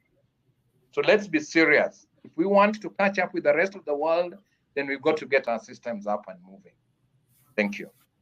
Let me allow my colleague Rama Zomaleto to ask one or two questions before we bring in our neurosurgeon. Rama, by way of introduction, is originally from Benin, but currently based in the US. Over to you, Rama. Thank you, Mrs. Rosemary, and thank you, Professor Camarogo. Really enlightening things that you said there. Just two-part question for you. The first one is Africa or Kenya developing a vaccine? And the second part of the question is, you've mentioned in your speech that most of the pandemic has started from Africa, right? When you think about Ebola, when you think about several other ones, ultimately, because it started from Africa, we've learned a lot of things as we dealt with these pandemics. Are these things are these learnings things that we can then implement to help the world out of this bind that we all find ourselves in? Thank you very much, Rama. Bonjour. Bonjour. You brought up two important things that I was hoping to escape. One is the issue of the epidemics that we've had. You know, most of the developed world thought that they were post-infectious disease era. They were now dealing with non-communicable diseases. So they were not prepared for this kind of thing. We, who are already in the communicable disease era, should have done better, because that is what we deal with every day. Unfortunately, we handle our communicable diseases in silos. So malaria people don't work with HIV/AIDS people, don't work with measles people, and so on. And it is mainly because the funding is from abroad. It is not our money. So they come and fund that particular project. So the projectization of our response to communicable diseases is laid bare here by COVID.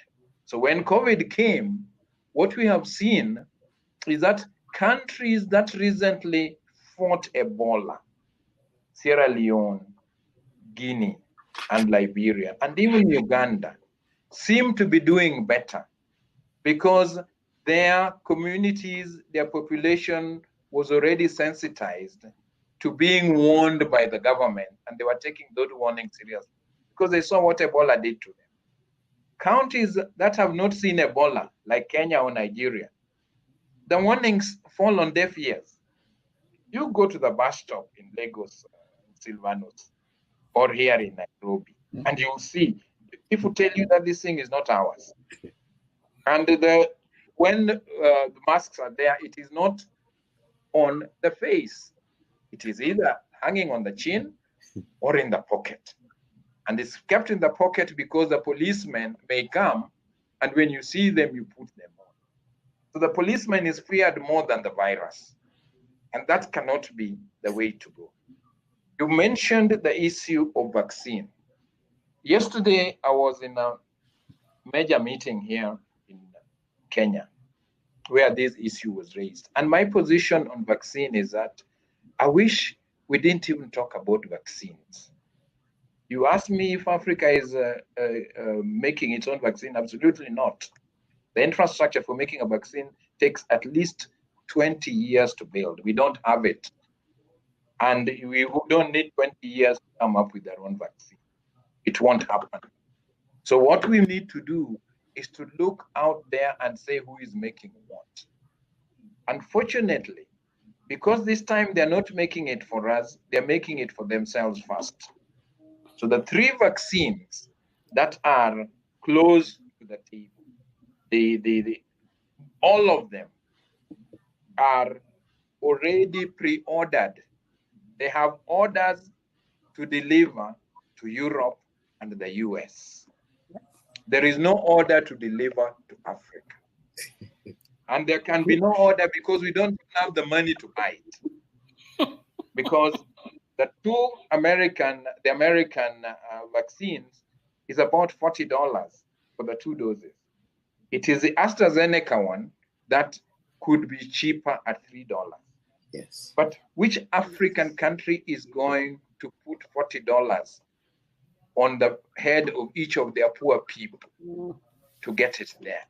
So we have the COVAX WHO effort to get people to donate, put money together to buy it for us.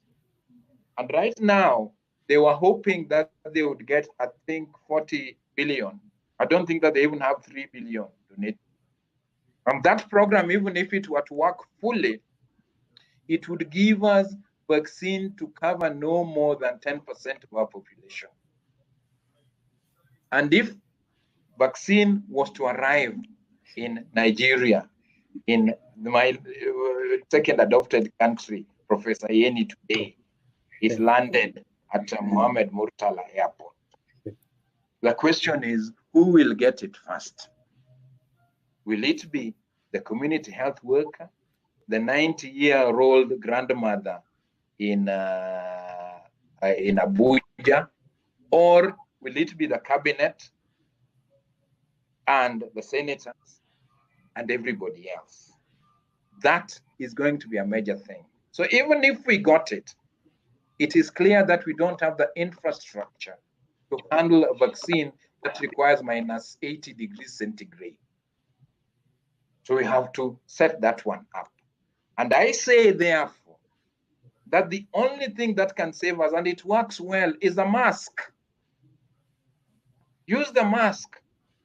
It costs you nothing. It is available now. It is available everywhere. It would save more people than the vaccine arriving now for 10%.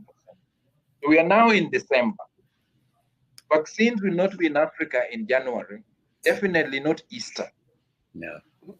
Next December, Rama, when you in America have vaccinated everybody, and Europe has vaccinated everybody, the problem will now become tropical. So COVID-19 will be called a tropical disease for poor people. So they will now start sending delegations here to work with you on how to get rid of it. Remember, malaria used to be pandemic. They got rid of it. Now our problem. And TB. And when that happens, to me, this is the first time that in your lifetime, Rama, you are younger than us, you are going to see the power of money and influence. People who live in rich countries will get this thing first. You can't stop it. And then people who are rich in our countries will also go and get it. So very soon, you'll see Nigerian planes, private ones, going to Dubai. And they will go there, they'll get vaccinated, and they will come back. This is the scenario that we have ahead of us. By the time those things come here, it would be too late. So I don't even want to bring the vaccine into the equation right now, because it is like getting some very malnourished child in Lagos with kwashiorkor and telling that child, why are you malnourished when there is fish here in the ocean? Go and get the fish and eat it. And you know the kid can hardly move. This is what it is. So let us be African, sort our problems with what we have. In my own culture, they say that when you step on a snake, you hit it with a weapon that's in your hand. If you have a stone, hit it. If you have a stick, hit it. If you have a patch of grass, hit it. You do not start saying, I wish I had that big stick that I left at home. You don't need it at that time. The snake needs to be hit now. And that is where we are, Rama. Merci. No, thank you, Prof. Yeah, I just thought that probably at this time we should bring in Dr. Yeni in the equation. I know, Dr. Yeni, you've been quiet, but, you know, we don't want to run out of time before we've had, you know, good information. One of the things I was sending out to the public is that they need to ask questions. How can we make Africa a healthy place? You know, and actually set the example, vaccine or no vaccine. You've said some of those big things we put on our hair, we just make them, you know, into masks. And actually, this is exactly what we are doing. Through the Kenya National Chamber of Commerce, Women in Business, we are working with a group of women in Bungoma who are literally, you know, using those material, the bazaar, the what have you, in making masks. And it doesn't take, actually the mask is like the palm of the hand, literally, just to cover, and it's good. But Professor Yeni, you're a neurosurgeon, you're a brother from Nigeria, but based in the US.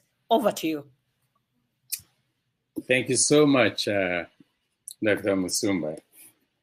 And I have to say that I am privileged and honored to have listened to Professor Kamarogo, because number one, he has given my speech. I have nothing to say. Number two, he has educated me and hopefully everybody listening. Number three, I have been a persona non grata in many communities in Africa because of my views. And I am so glad to have an elderly brother that I can say, yes, I can look up to. So I'm not going to talk too much. I'm not going to even make any presentation. I'm not going to give this to make the slide that I told you I will, because I already spoke a lot of those things in my previous presentation on mindset, leadership, and good governance. And if I want to summarize everything Professor Rogo said, just make a summary.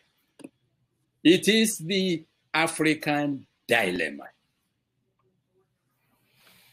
What is our problem? What is our problem? What is the problem of man's homeland? 60,000 to 70,000 years ago, everybody on this planet lived in East Africa. Before the Out of Africa migration, there are still some people who would debate it, but there's no debate as far as anthropologists, paleontologists, geneticists are concerned. Once upon a time, everybody on this planet lived in Africa. And that is why it is so blessed. It has everything it needs. Another point, historically, the greatest empires on this planet, once upon a time, were on that continent. Historically. The last one, the Benin Empire, that was conquered by Britain in 1897, okay, was more as powerful as any European region.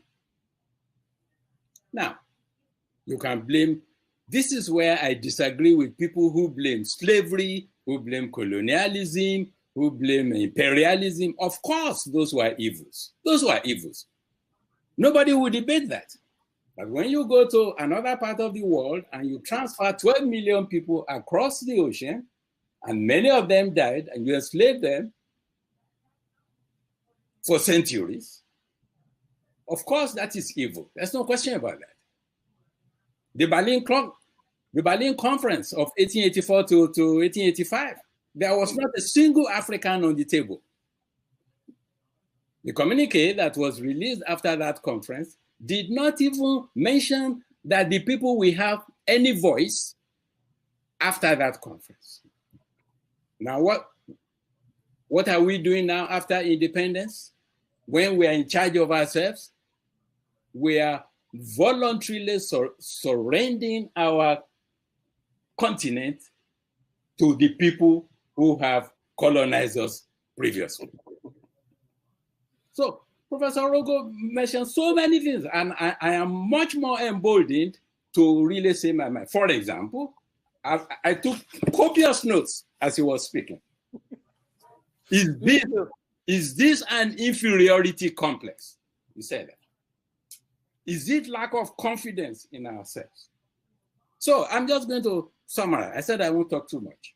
The issue we have in Africa, yes, it's COVID-19, but it has nothing to do with COVID-19. It is pre-COVID-19, and it will be post-COVID-19, whenever COVID-19 ends. The issue is fundamental. Leadership failure. And the question we have to ask ourselves, why do African leaders think the way they think? Why will somebody come to the United States, get educated here, in Europe, and see all these things? You switch on the light, you see clean water, you see, you know, the water that the president in the White House drinks is exactly the same water that a janitor, a bus driver drinks in his house. There's no separate borehole in the White House. They all drink the same water, but not in Africa. So these issues are so fundamental, and I'm just going to stop here, that the issue of leadership failure, accountability, and loving your fellow people as yourself. African leaders must realize that the greatest resource of their nations are their people. It's not the gold, it's not the diamond, it's not the oil. The greatest resource are your people. And you have to create an environment whereby you will permit them to maximize their talents, because no segment of the human race has a monopoly of wisdom or folly. Every African has a talent, just like any European or anybody in North America. And then I will just close by saying this thing.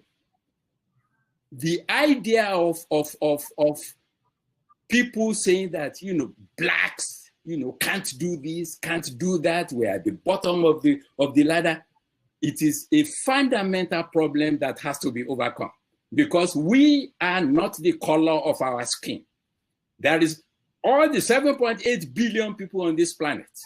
We are not the color of our skin. We are our brain. Our brain. The color of the human skin has absolutely nothing to do with the quality of the output of the human brain. And until we realize that, and that we can do anything any other segment of the human race can do, we will continue to have problems in Africa. That's all I have to say. And thank you very much. And I will stop there. Dr. Ayeni, thank you so much for that. And Professor Camargo, thank you for answering previously. I really appreciate the call out of leadership, because I think you both make a very distinct point to the leadership, really, and it's a begging call out that we've heard throughout the entire conference. Leadership must come together, must change and start appreciating the people on the ground. Right, we can't keep sourcing outside for things that we have at home. It just makes no sense, right? But I just wanted to wrap it up and ask both of you, Professor Camargo and Dr. Ayeni, what else can we do to get the leadership to start seeing the importance of what's at home, right? How do we get them to change the mindset? How do we get to a point where it is no longer let's go outside to look for things, let's be confident in ourselves, right? Because I definitely agree with you, Professor Camarogo, that this is a confidence issue. We don't trust ourselves enough. We still trust the other, right? We don't trust in ourselves enough. How can we change that mindset? How can we get to a point where that's no longer a problem? And last but not least, even though it takes 20 years to build a vaccine infrastructure, is that something that we should be working towards for the next 20 years? Maybe when the next the pandemic of 2040 and 2060 comes around, should we have those vaccine infrastructure in place for them? Should we start working towards that now? Thank you very much, Rama. We don't like planting trees. We like cutting trees. It takes 20 years for a tree to grow.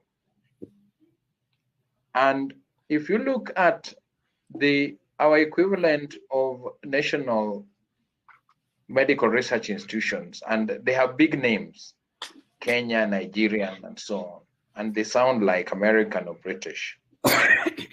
You go there, you'll find that there is no regional research taking place there. And whatever is taking place there is all funded from outside. They can hardly pay salaries of the researcher who's there. And that is why the best we can do in the vaccine area at the moment is to accept to be part of the trials. Accept to be part of the trials. And of the vaccines being tried right now, there's only one where there is participation of Africans in Africa. And that is the AstraZeneca one, Oxford. And it is Kenya and South Africa. The others have not been tried here. We'll accept it because our brothers who went to the US long ago may have been part of it, our diaspora. But there is nothing that we've done here. The serious research requires serious policy and serious continuous funding. Then we have to be able to retain our people here, the best brains. Some of you who are out there should have been here, but for reasons that you can't. Yes. And we don't want you to come back, but we want you to be able to work with some of us who are here so that we move on. And that's why Professor Yen is very, very light. It's about leadership, the kind of leadership that makes people want to stay home, work at home, and thrive at home. The brains that you have are global good. You cannot mistreat it the way we are mistreating our doctors here and expect them to continue being here. So we do not value things that are not to do with political power. So being brilliant is not valued. Being a crook is valued. So we have a different value system here. And that has to change. Young people who are younger than me, they see me in my rural hospital and they wonder why I'm working hard still. They say, work smart, make deals. And that is good enough. So that area has to change, and it has to change by example. But it has to change on a personal level. There is something that we have started here, Rosemary, which is called for COVID, Adopt a School. Our primary and secondary schools are opening on the 4th of January. Already in Kenya. Where is that, in Siaya? No, it's going to be all over the region, Lake region, and is now going to be national. We have a surge of COVID that came from September when the country was reopened. It's going up. Right now, December, you know what happens in December? Everybody comes home. Yeah. It's the equivalent, Professor Yeni, of Thanksgiving. So everybody right now is traveling to the rural area from wherever they are. They are going to come in, we are going to embrace them, we are going to hug them, we are going to party. When they go back in the beginning of the year, they'll have left the virus in the village. Then come January, schools are reopening.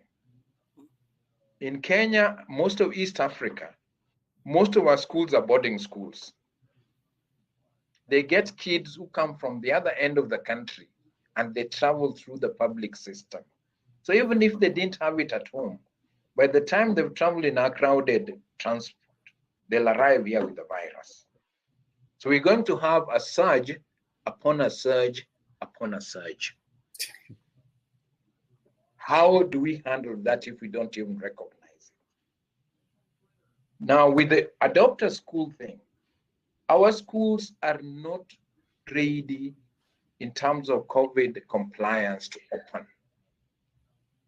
Some kids don't have masks. There's not enough places for wash hands. Masks are not there to distance because we have 100 children per class. So now you say you want 15 per class. I've just been to a primary school here in Kisumu, which has 3,000 kids. And they have 50 teachers. And they have 20 classrooms. So how do you make that school reopen with kids moving from 100 per class to 15? We need major investment. Government won't put it, even if it had the money. And even if it had the money, it will not do it in time.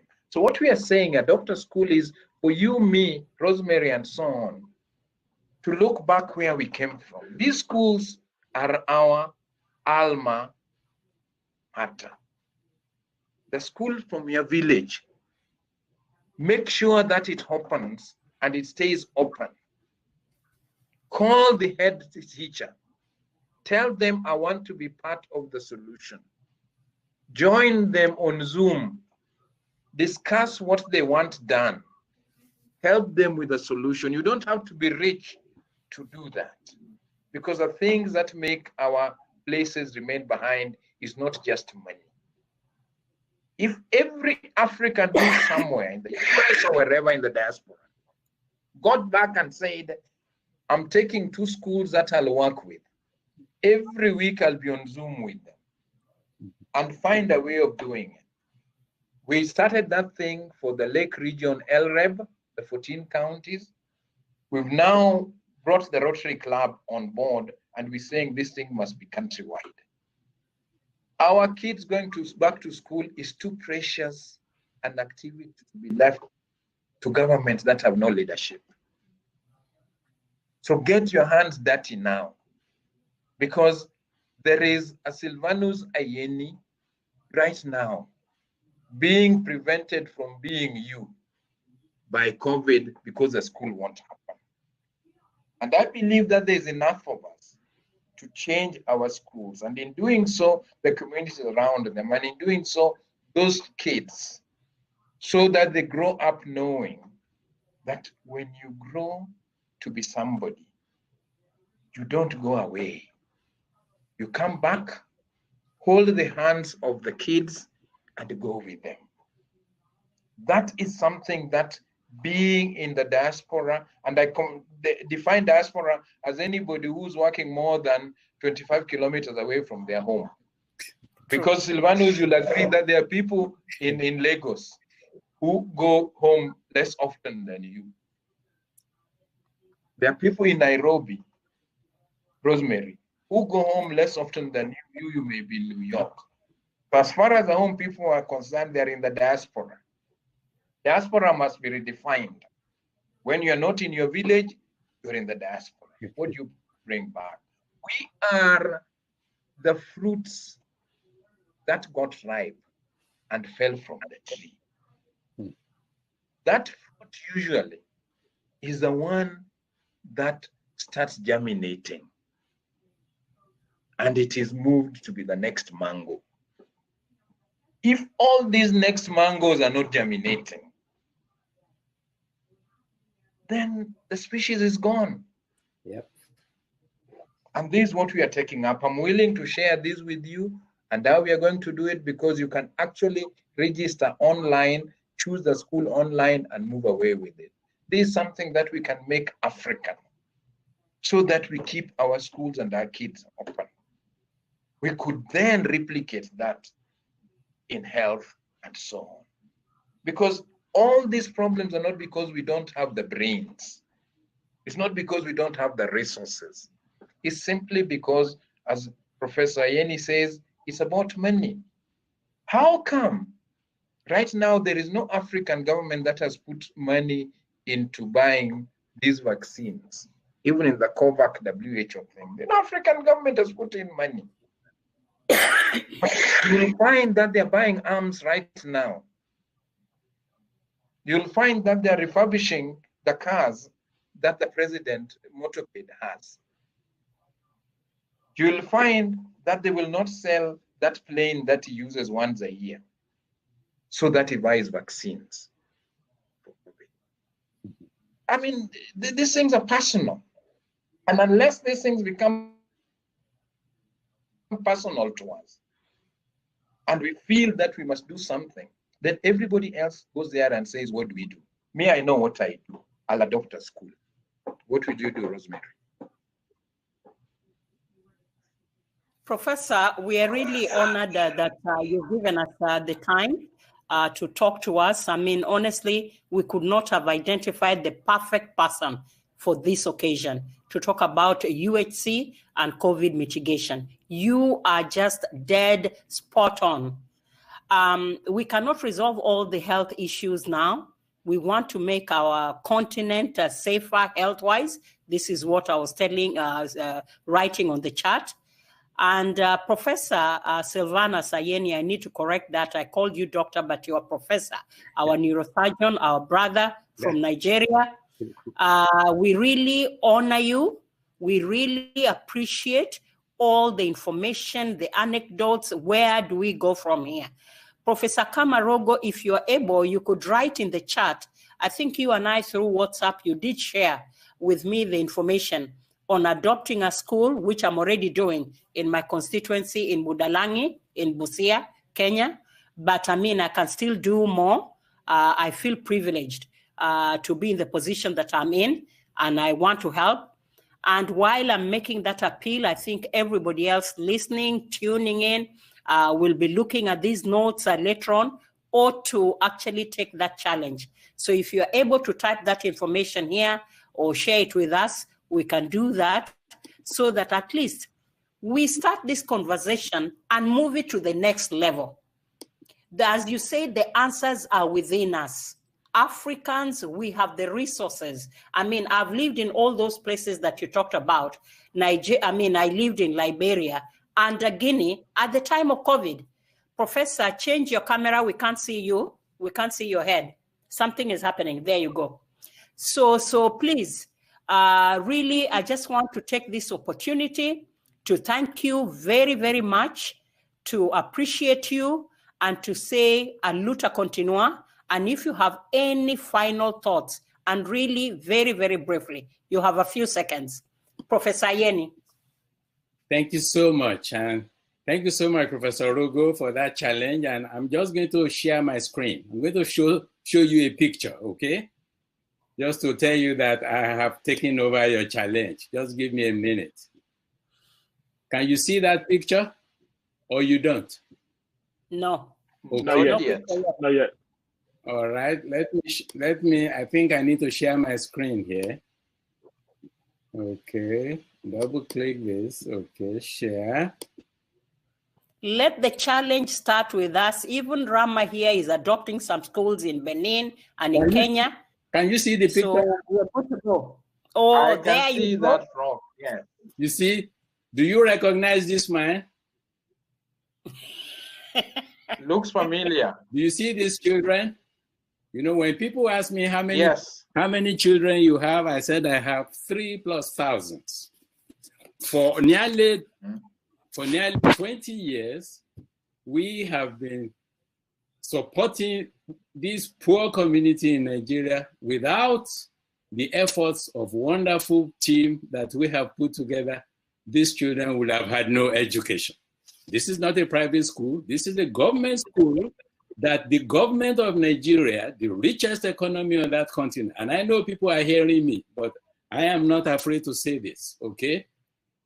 The government in these schools will not provide the teachers. We have been providing 80% of the staff, the computer center for the primary school, etc., for many, many years. So I hate to say this, but I just wanted to tell you that I thank you so much for that challenge, and you know, this really gets into everything you said, Professor Rogo, because you really gave a speech. But without the commitment of people like you, people like Dr. Musumba, and people who think the way you think, and who believe that your life, you have a higher purpose for your life, okay? And you know that you are accountable to somebody invisible to you in the next life. So this way of thinking is just not the way Africans think, especially our leaders. That Thank you. Life has to be a sacrifice. Thank you. Thank you. Thank you, Professor Yeni. We are running out of time. It's a very, very vibrant, interesting topic. We were supposed to be 6, and I'm now looking back and saying, I'm glad the others didn't show. Because, I mean, you know, when you have a keynote speaker like Professor Kamarogo, who has a wealth of experience, and when I talk of a wealth of experience, you didn't even exhaust some of the things that you are talking about. So we salute you, we honor you, and we are there to serve you. You've given us a challenge. All of us are taking on that challenge. And we really are going to make an appeal to everybody listening to take up that challenge. Adopt a school in your rural community. Support them until they get to college and see the dividends. Really, if you do not have a school you can adopt, reach out to us. And thank you very much, Professor Yeni, for calling me doctor, but I think I'll finish that PhD, you know, but the honorary doctor I can take. Thank you very, very much. I really want to conclude and say, a luta continua. The war is not won. We are still continuing, and God bless you all. Bye-bye. Je vous remercie. Thank you. Merci beaucoup. Merci beaucoup. Merci beaucoup. Thank you, everyone. Thank you. Bye-bye.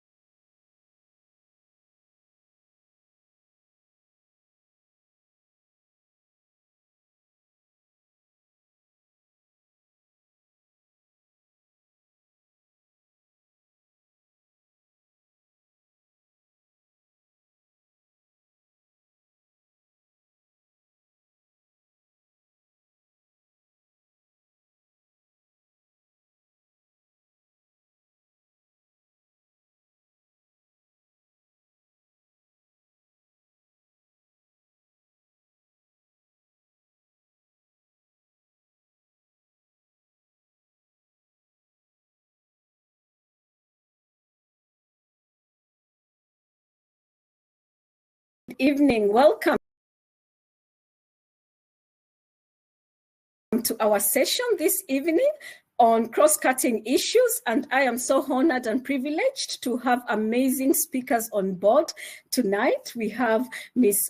Claudia Weber, UK Member of Parliament for the Leicester East, and it represents a significant number of Kenyans. We're looking forward to her keynote speech in a short while. I am also joined by Ms. Sharon Dimanche, Chief of Mission for IOM Kenya, and she assumed her role as Chief of Mission in November 2019.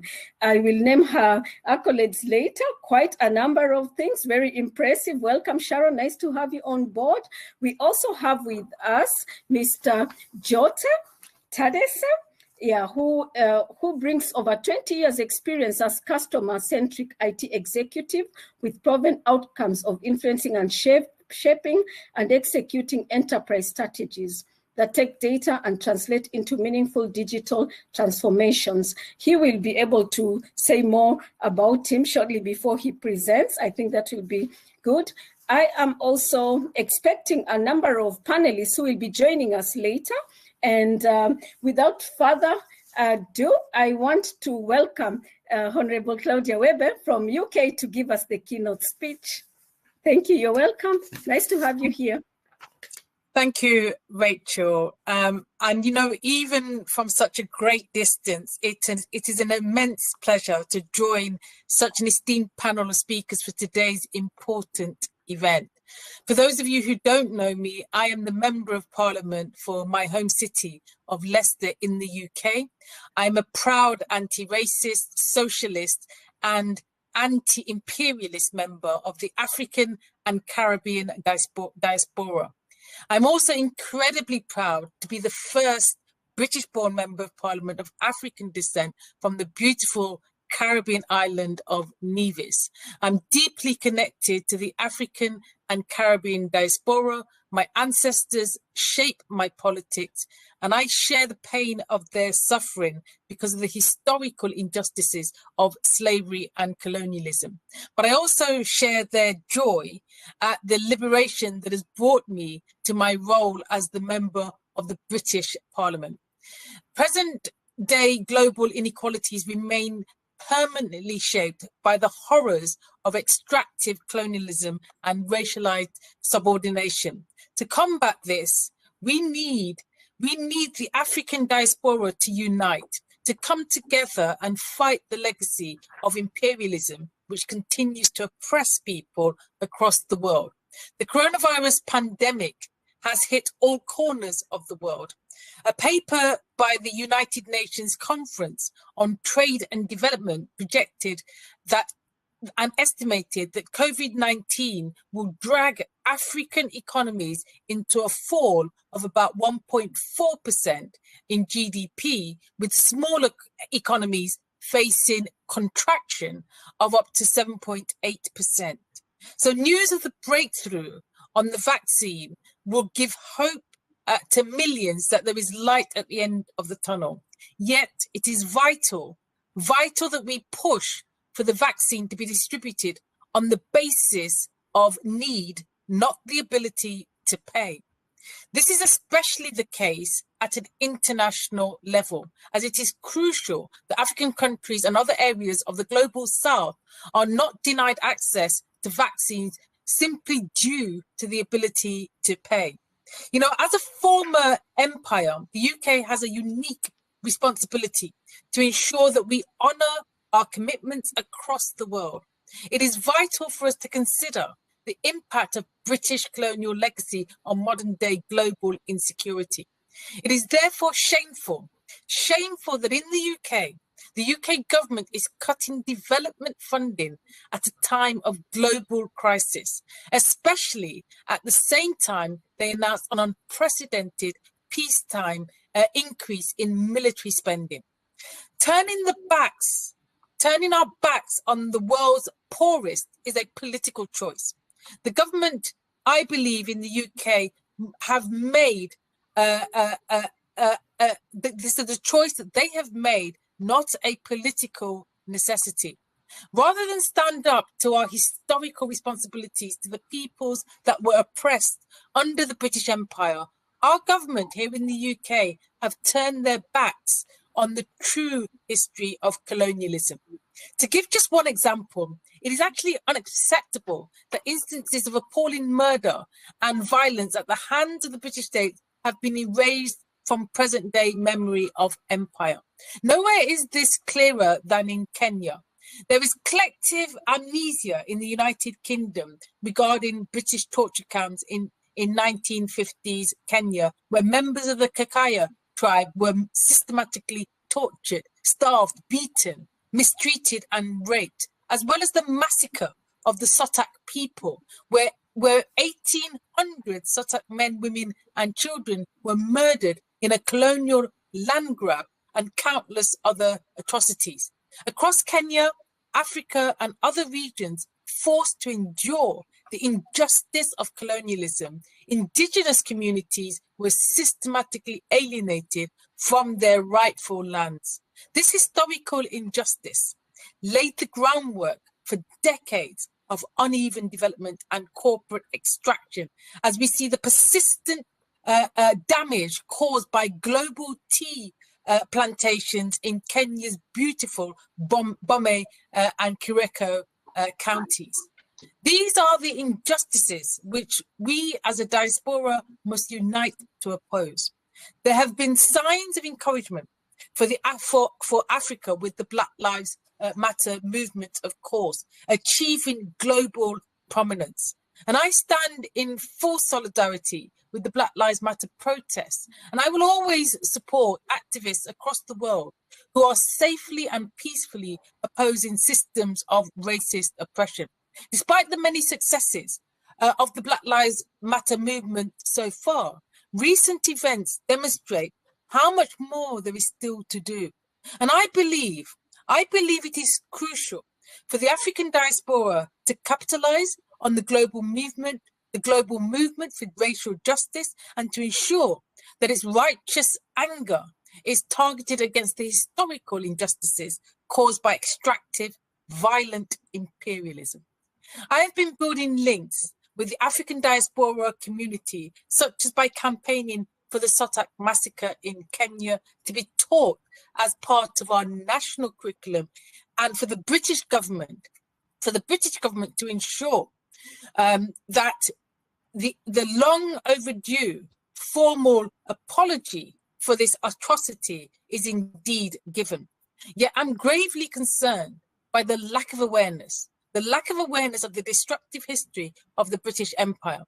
To give one example, the routine mistreatment and demonization of migrants, especially from Africa, is one of the most pernicious and damaging aspects of modern British political culture.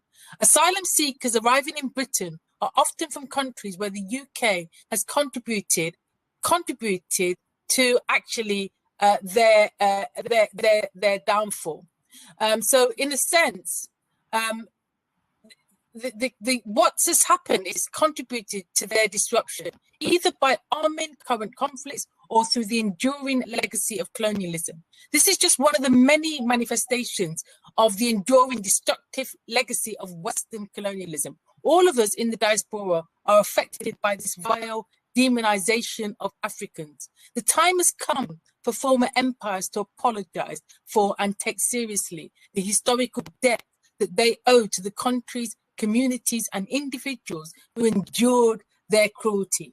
As a British Member of Parliament, I believe that we must consider the impact of British colonial legacy on modern day global insecurity, and be ambitious about change, about changing the unjust dynamics of global debt.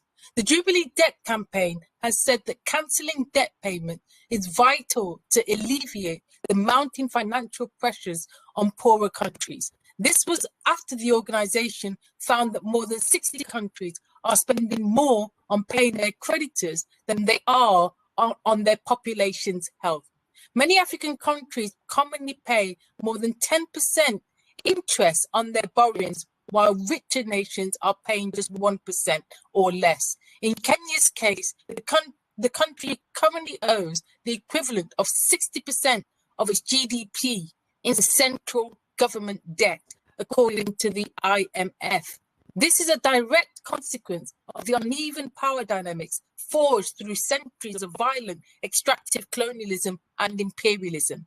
As official imperialism ended in the second half of the 20th century, Western powers ensured the continued subjugation of former colonies with a program of enforced informal neo-imperialism in which global debt administered through the International Monetary Fund and the World Bank play a central part. Britain and other Western countries have a moral duty to ensure that economically poorer countries do not disproportionately suffer from the coronavirus due to the unjust hindrance of global debt. So now is the time for Britain to seriously consider calling for an end to this historical unfairness. For this and many other reasons, I was proud to join more than 300 lawmakers from around the world in recently calling on political leaders and global financial organizations to fully cancel poor nations' debt as they work to combat the coronavirus crisis. Efforts such as these do not go nearly far enough to make up for the centuries of cruel imperialism. Yet they form part of the holistic engagement that is required for Africans and for Africa to receive the justice that has been long overdue. It is vital that we in the diaspora strive for the economic and social emancipation of Africa, and that former colonial powers enable Africa's growth and transformation. I would just like to end by saying that whilst we are in the minority, oppressed people around the world do not have allies in the UK who recognise and oppose the historical injustice perpetrated by the British Empire. I just want to say that actually you do have allies, not that you don't, but you do have allies in the UK who recognise and oppose the historical injustices perpetrated by the British Empire. So whilst we have much to do, we will keep working with movements for justice across the world to dismantle the perverse system of institutional racism and neo-imperialism. I give you my solidarity and my commitment that as a Member of Parliament, for as long as I remain in that position, that I will do all that I can to stand up for Africans across the world, because it's vitally important that we end the injustice of centuries and decades of imperialism, colonialism, and slavery, which continue to live to this day. Solidarity, and thank you for a great conference, and thank you for inviting me to speak. Thank you so much, Honorable Webe. That was really powerful, made a lot of notes with a lot of takeaways. Could have had, I wish you had more time to be asked questions, but I know you have to depart now. But that was really, really powerful. And we hope we'll have you again for a longer time. Thank you. So I will move on to Ms. Sharon Dimancha. I hope I'm pronouncing your name right, Sharon. If you speak, good. Yes, Sharon Dimanche. She assumed her role as Chief of Mission IOM Kenya County Office on November 1st, 2019. Among many responsibilities as the COM, she leads IOM Kenya mission in building on IOM Kenya's strategic position and expertise to the development of capacity building in migration management programs, advising in advice and also national policy and emergency matters, as well as government's migration policies. I know she will tell us more about her as she delivers the keynote speech too. We are privileged today to have two keynote speakers in this session, so you're very much welcome. The floor is yours, Sharon. Over to you. Thank you very, very much, Rachel. And first of all, let me express my sincere appreciation to the organizers of this event led by Dr. Ochodo, and I believe many other key stakeholders that have played a very important role in moving this very timely diaspora conference.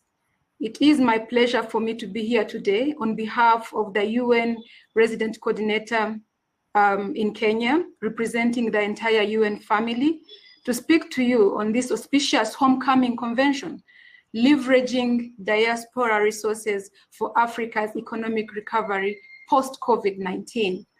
If you may allow me, I have a very, I would say, PowerPoint presentation that I would like to go through with you so that perhaps people would be able to see, should I fail to get enough time to go through everything that I would like to talk about today, as far as diaspora engagement is concerned, as far as migration is concerned.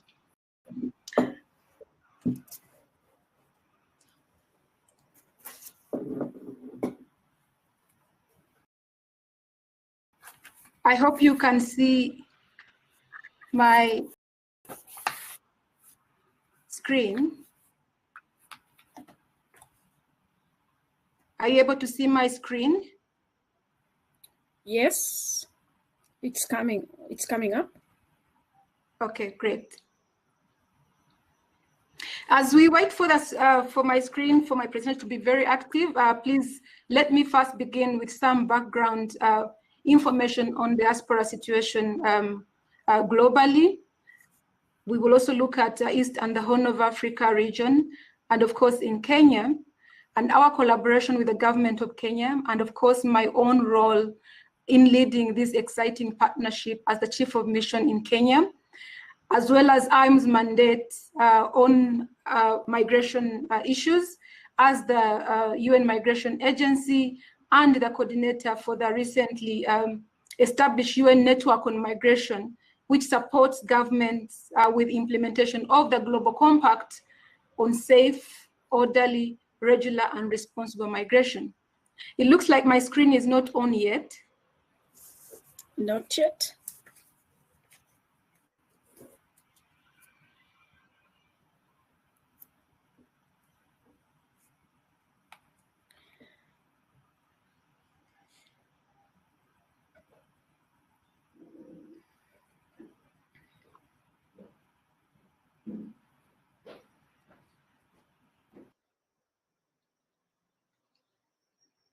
Okay, then if it doesn't work, perhaps I can stop sharing the screen and just go on to speak without the PowerPoint presentation. Yeah, in the interest of time. Yes, thank you. Thank you, Sharon. Carry on. Okay, great. Thank you. Now, I wanted, if you may allow me to quickly look at the trend of diaspora globally. If you look at globally, Africans in the diaspora are spread out across the continent.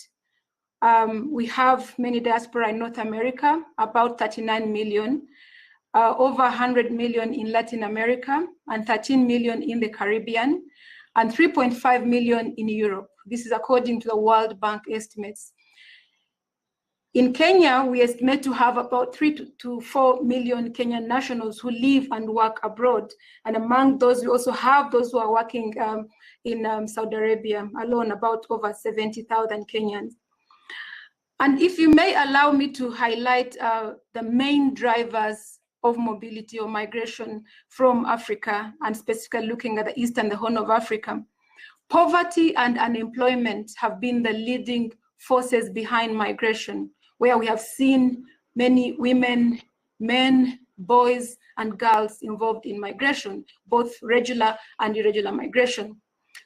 Poor employment prospects, insecurity, and natural disasters such as drought and floods. We look at now, currently we have the COVID pandemic, which is deteriorating the economic situation in countries, somehow pushing people to leave their home areas. And we are also seeing reverse migration as a result of the COVID pandemic, where migrants move from rural to urban areas, or from destination countries coming back home. We have seen cases of migrants who are coming back even empty-handed as a result of the COVID pandemic. There is limited access to basic means of production, or assets such as land and property. All these are the major drivers of migration and remigration in the region.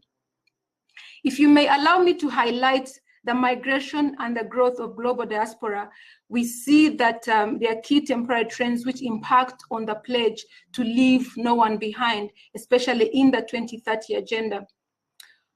The adoption of the 2030 agenda marks the recognition of migration as a key development topic. For the very first time in the history of global development policies, we see migration being mainstreamed, and it is accepted and acknowledged as a key catalyst for sustainable development. This looks at an opportunity to address proactively migration and how it relates to development. And the impact or the implications of mainstreaming migration in the 2030 agenda has, for me, it has two main issues. One, first of all, to realize that no longer is human mobility seen as just a background context for development, or worse, merely seen as a consequence of lack of development. Rather, with this development agenda, migration is seen as an issue to act upon to enhance sustainable development. It is a key catalyst that we really have to consider when we are talking about migration issues. And I also wanted to highlight that if you look at the SDGs 2030 agenda, migration affects and is affected by all areas of governance and is therefore relevant to all goals within the SDGs. And effective migration governance is a key success factor for the achievement of the SDGs. We can never achieve that if we don't look at mainstreaming migration. How do we consider migration and migrants in this whole discussion in terms of looking at sustainable development? I would like to mention that in 2018, we saw a landmark achievement as far as migration is concerned. For the very first time in the history of the United Nations, a large majority of member states converged in their commitment to enhance cooperation on international migration to maximize its benefits while addressing its risks and challenges. There was an adoption of the Global Compact for Safe, Orderly, and Regular Migration, and which is rooted in the 2030 agenda. And this is very much linked with diaspora, looking at how diaspora remains a co-constituent in the national development and global solidarity. I would like to highlight that even within the African Union Agenda 2063, we see diaspora is acknowledged as a key contribution in terms of enabling the achievement of a global, competitive, and prosperous Africa. Ladies and gentlemen, let me also highlight some of the current statistics that we are receiving in terms of remittance flows by the diaspora. According to the Central Bank of Kenya, remittance inflows into Kenya recorded a 12% growth to $288 million in June 2020 from $258 million in May. And remittances in 2019 was at 2.8 billion, which accounted for 2.9% of GDP according to the World Bank data. Despite the effects of COVID-19 pandemic on the global economy, Kenya continued to record more remittances from its citizens working or living abroad. But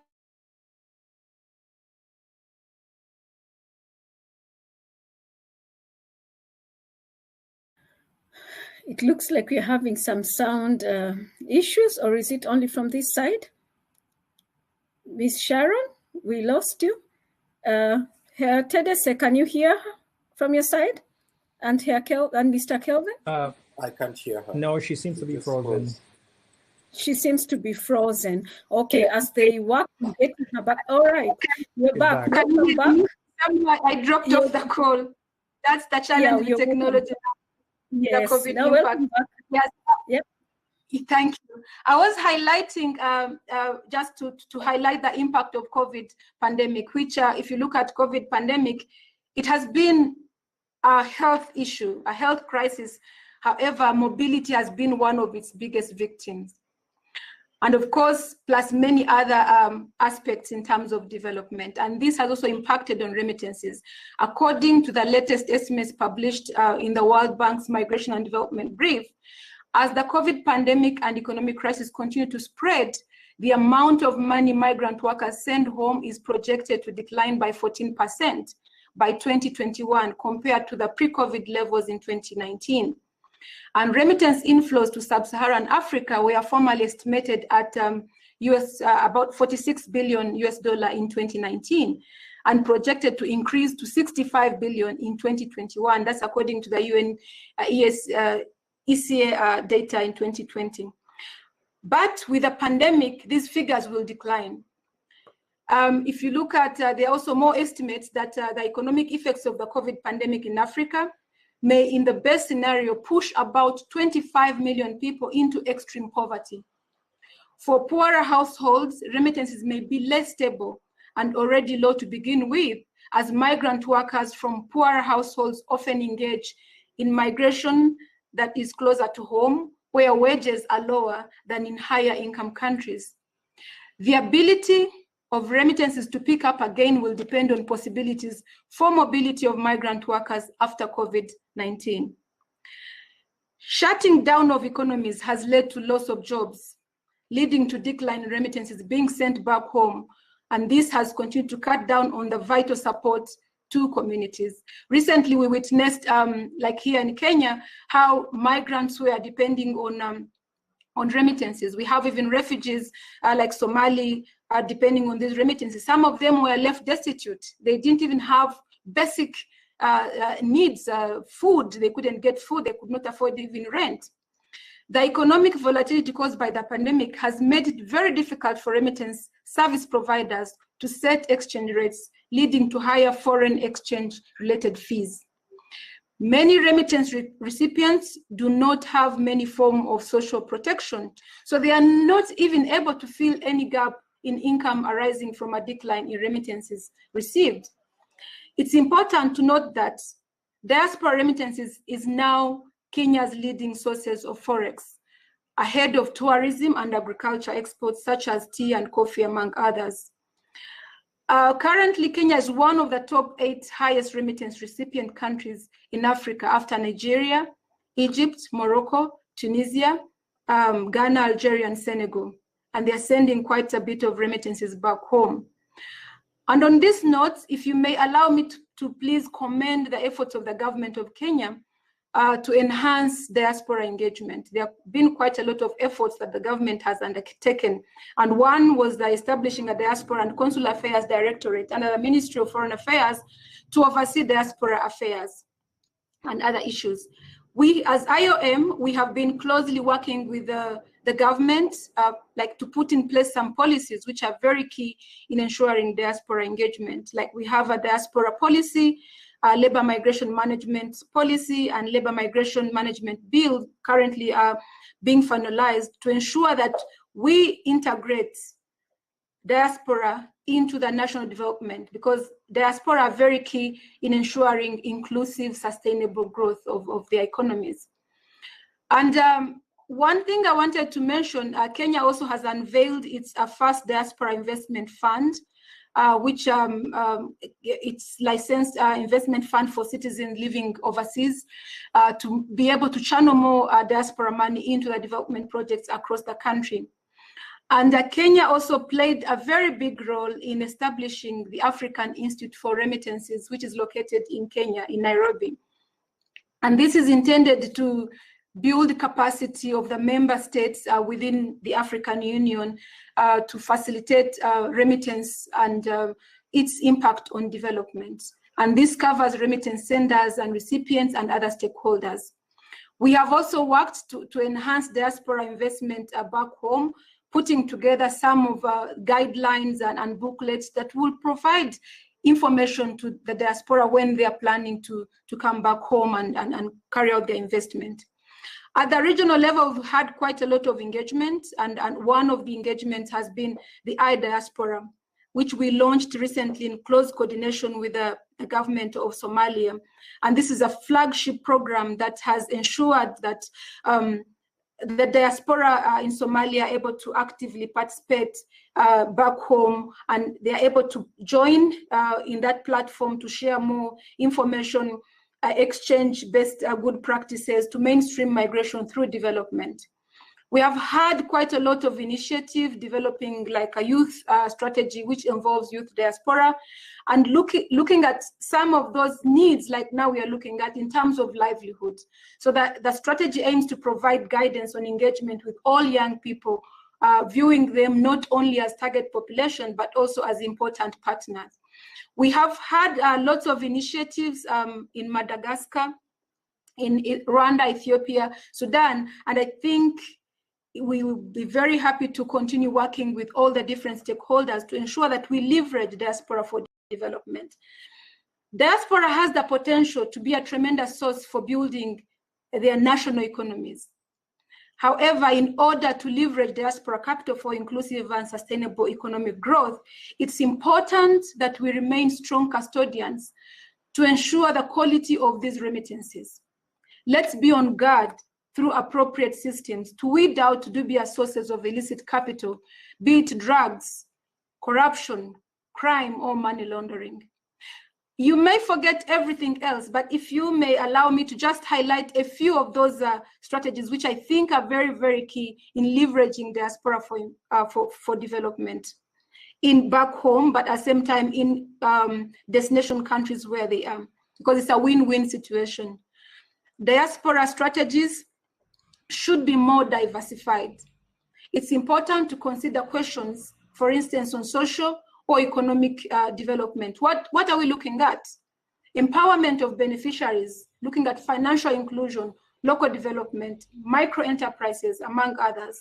Or do we also want to focus, for instance, on the financing for diaspora gap, looking at incentives on investment, diaspora financial products like tax incentives, diaspora bonds? All these are some of those things that we may consider to engage the diaspora.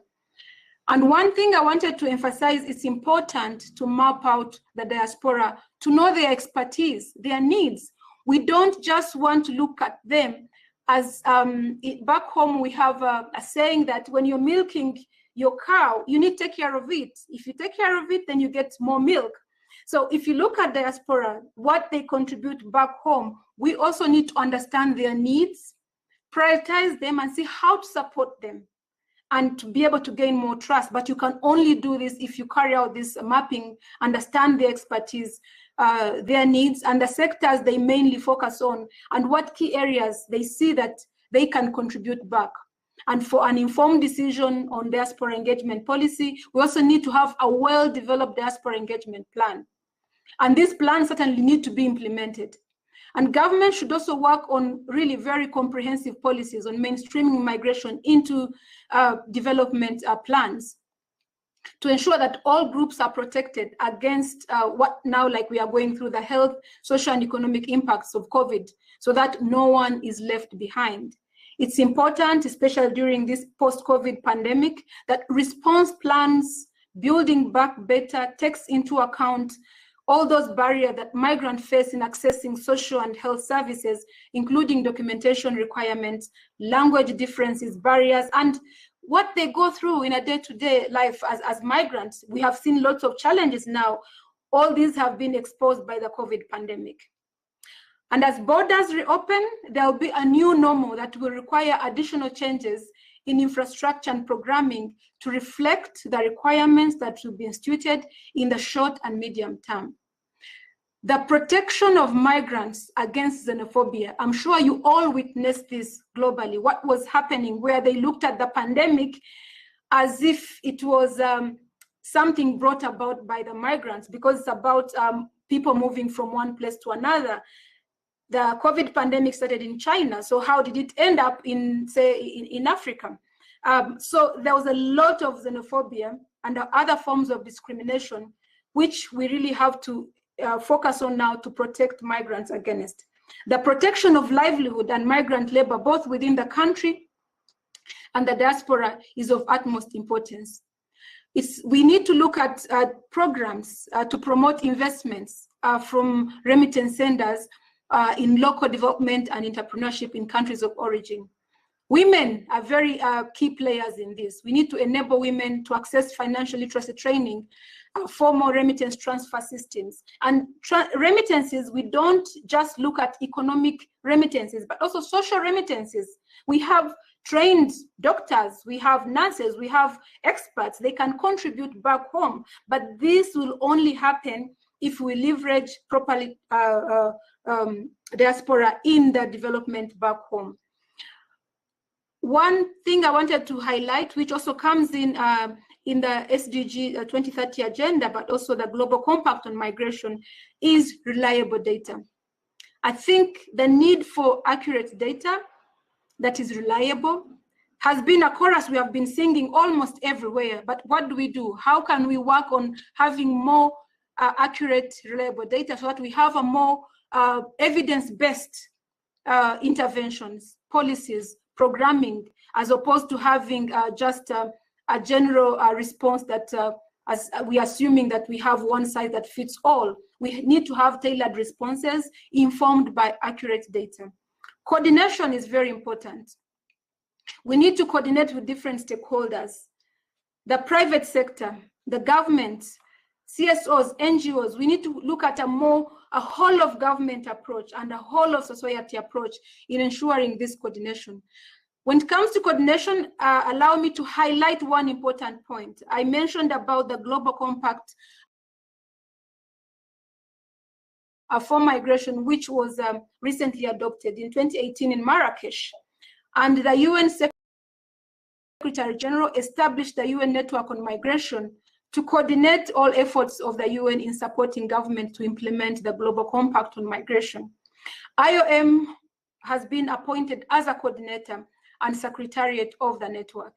In Kenya, I'm very proud to mention that we have established the Kenya Network on Migration to ensure coordinated efforts to support the implementation of the Global Compact, to ensure safe migration, to ensure that we leverage migration for development. We have 3 working groups which have been established under this network, one on human trafficking, labor migration.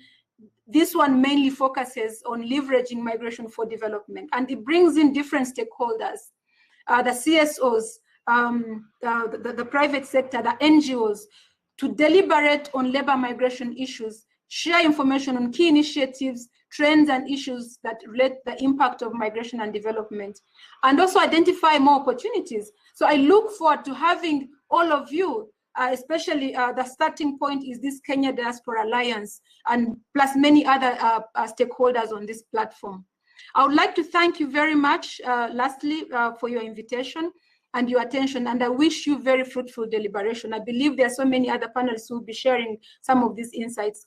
It is from the discussions today that we can begin this conversation, explore ways to better benefit from diaspora resources for Africa's economic recovery post-COVID-19.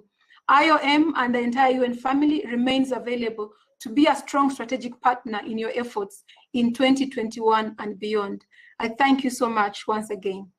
Over. Thank you so much, Ms. Sharon. That was an awesome keynote with a lot of things, a lot of insight. We hope we're going to get this information. I'm sure there are so many people who have made a lot of notes. And you have left us with a very important question. How can we work on having reliable data that will enable us to make tailor-made interventions instead of one size fits all? I think we really need to see how that can be done. I have some questions here, or just acknowledgement that I will just read, and then I will go on to the next guest speakers. From Dr. Ochodo, he says it was a powerful and refreshing. Thank you for acknowledging and honoring the invitation. Eric Odera says that, Sharon, your idea about mapping is very thoughtful. And Joy Zenz said, we already have very powerful African women with wealth of knowledge. You can read more on that on African Women in Europe website. And Alfred Musal thanks you for that sharp, powerful presentation. Thank you, Ms. Sharon. So I will move on to our next powerful, impactful guest speakers. I want to introduce shortly Mr. Jote Tadesse, and he will say more about him. Like I said earlier, he's a professional with a lot of experience in the IT area. And then shortly thereafter will come Mr. Kevin Machina, who has also joined us. Mr. Kevin Somoni Machine, polyglot, is the co-founder of Swahili Cultural Institute in New York, USA. He's also an advisory board member of the Kenya Diaspora Alliance, USA. He is fluent in Swahili, German, and English, and speaks conversational Luya, Kisii, and Spanish. Okay, that is very good. And herzlich willkommen. So let's go direct to Mr. Tadesse. Yes, absolutely. Hello, Madam Rachel. Thank you for the introduction. And I just want to say, Madam Sharon, thank you so much for your keynote. Everything that I've heard from you really resonated with me as a diasporan, and also in many ways as an African. I also want to thank the leaders of the Kenya Diaspora Alliance, Dr. Shema Churdo, for inviting me to be part of this forum.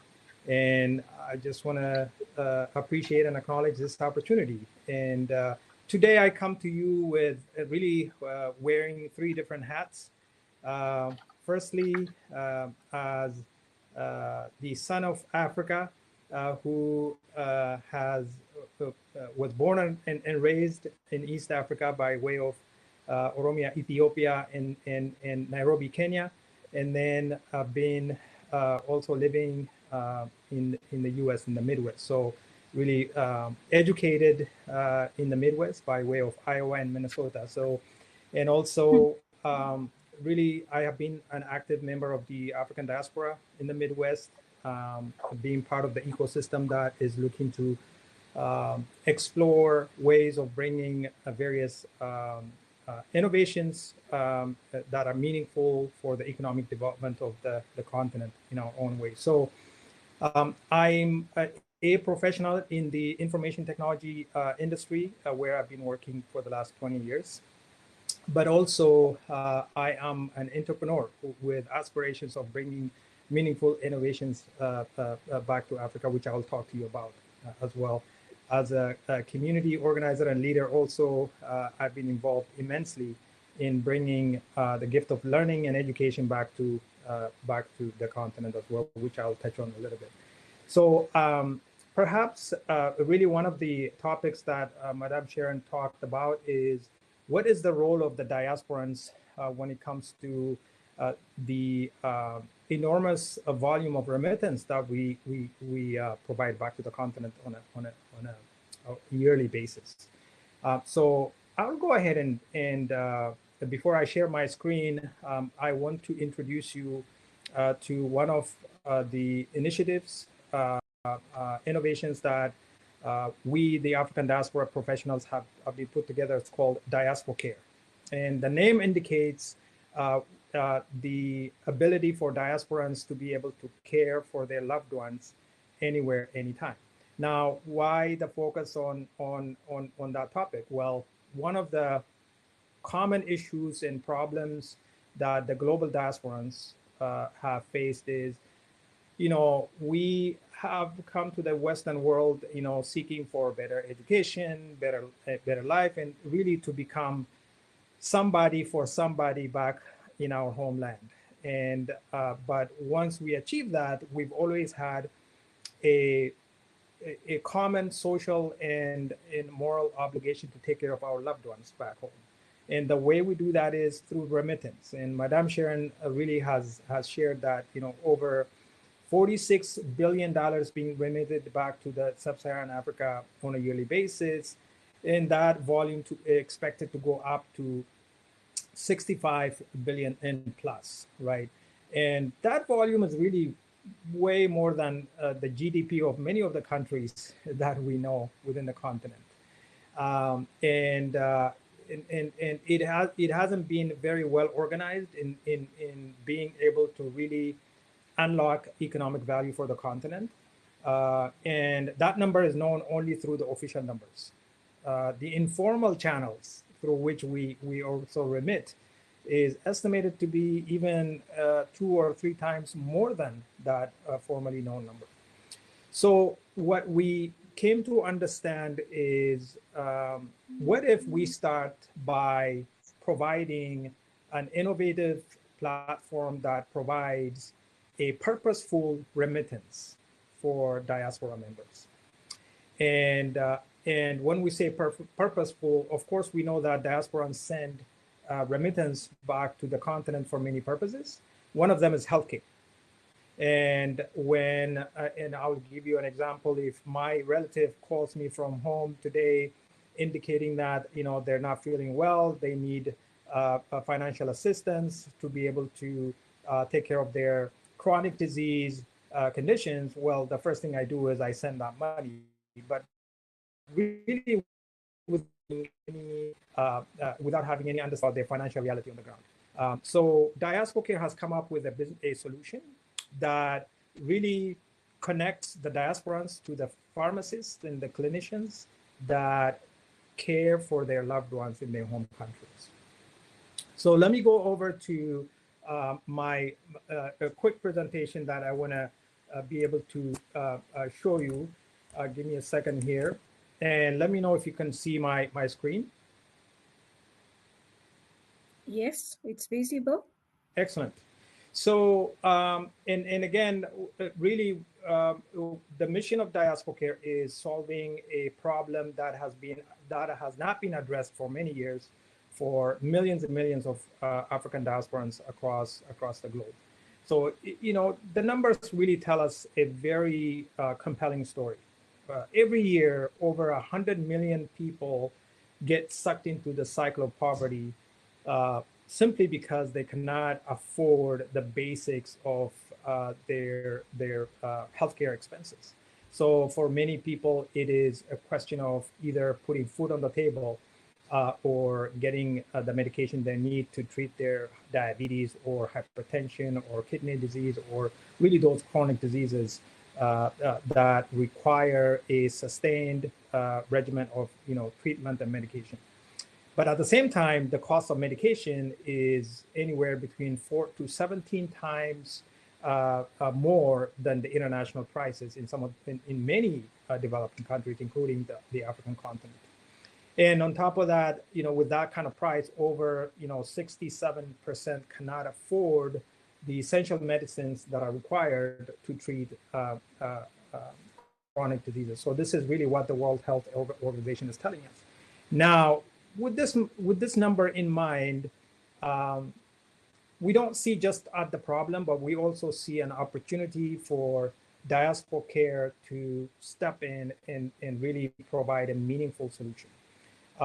Madame Sharon shared earlier in her keynote that millions and millions of migrants from developing countries, you know, that are remitting money back to their home countries.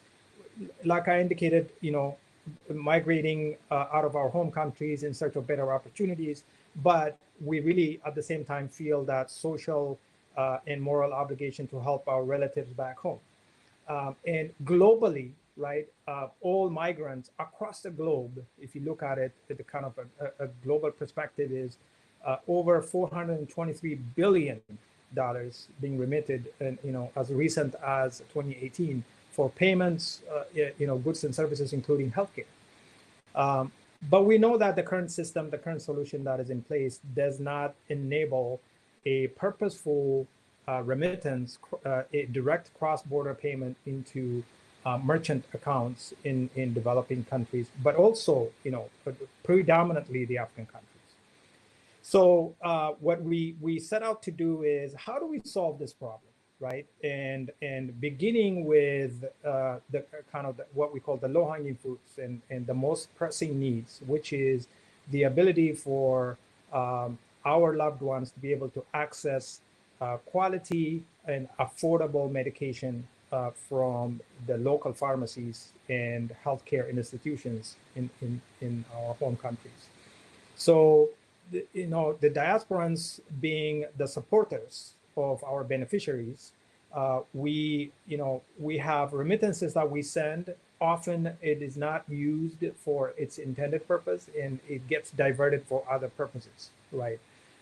And also, we simply do not have a way to trace, did the money we send really, was it used for the medication or healthcare needs of our loved ones? And who is that local pharmacy that is selling what kind of medication to which one of our relatives for how much? And of course, you know, if many of you use, you know, money transfer organizations, the transfer rate, if the fees for it, you know, transfer of money is more than 10%, very expensive, right? And so the beneficiaries, our family members in our home, also, you know, they have, once they get the funds transferred to them because of life's urgent needs in other areas, you know, they tend to divert that fund for other uses. So they end up not taking care of themselves when it comes to their chronic disease conditions. And also in 2019, one of the statistics that came out of the World Health Organization is close to 40% of all medications sold in the markets of sub-Saharan Africa was counterfeit or fake, and which is extremely alarming and very scary. And basically what happens is it creates this conducive environment for people to go purchase cheap medications thinking that it's going to have the same effect, but they end up consuming counterfeit and fake drugs instead. And that leads to a very poor health outcome. And as we all know, for any country to be a viable competitor economically on the global marketplace, having a healthy population is very, very important. So what we've done is we have, yes. Mr. Tadese, I was reminding you, yes, you have 1 minute to wind up, to sum up. You have 1 minute of your time remaining. Absolutely. Thank you. Absolutely, absolutely. So, and I think that was a good place for me to pause. And in conclusion, what I would like to offer the audience is the diaspora is organized and in a position to bring innovative solutions in partnership with our counterparts of technologists, innovators, builders and makers to really collectively elevate the economic development of our continent. And please reach out throughout this symposium. I would love to share more with you. And I just want to say thank you for this opportunity, Ms. Rachel, and for the symposium organizers to really speak to the audience. And thank you so much. With that, I conclude. Thank you so much, Mr. Tadese. That is an interesting product, Diaspora Care. I believe a lot of diasporans will be checking on it because it addresses one of our key problems that we face here, if I can speak for the majority of the people who interact. We'll be having you again afterwards to answer a few questions which are being asked or which come to mind. In the meantime, I would like to invite Mr. Kevin Simoni Machine to take the floor, and thereafter Mr. Eric Kaigama, so that we can have a good time to discuss and to answer to the questions we are answered. Remember to look at your time, but I will remind you when it's 1 minute remaining. So the floor is yours. Welcome, Mr. Machine. Thank you. Thank you very much. Can you hear me properly? Yes. Yeah, I'm Kevin Somoni Machine. Originally, I'm from Kenya. I grew up there speaking all those languages in Nakuru, actually. And I went to study in Germany. So I'm also fluent in German. And as I came to the US, I kept wondering, what can I do to help our country? And we look at our societies, and you see we might have the solutions, and yet, you know, we speak languages which are not really enriching us. So, yeah, so I'm gonna share my presentation. I'm gonna talk about how languages, I don't know if you can see my screen, let's see.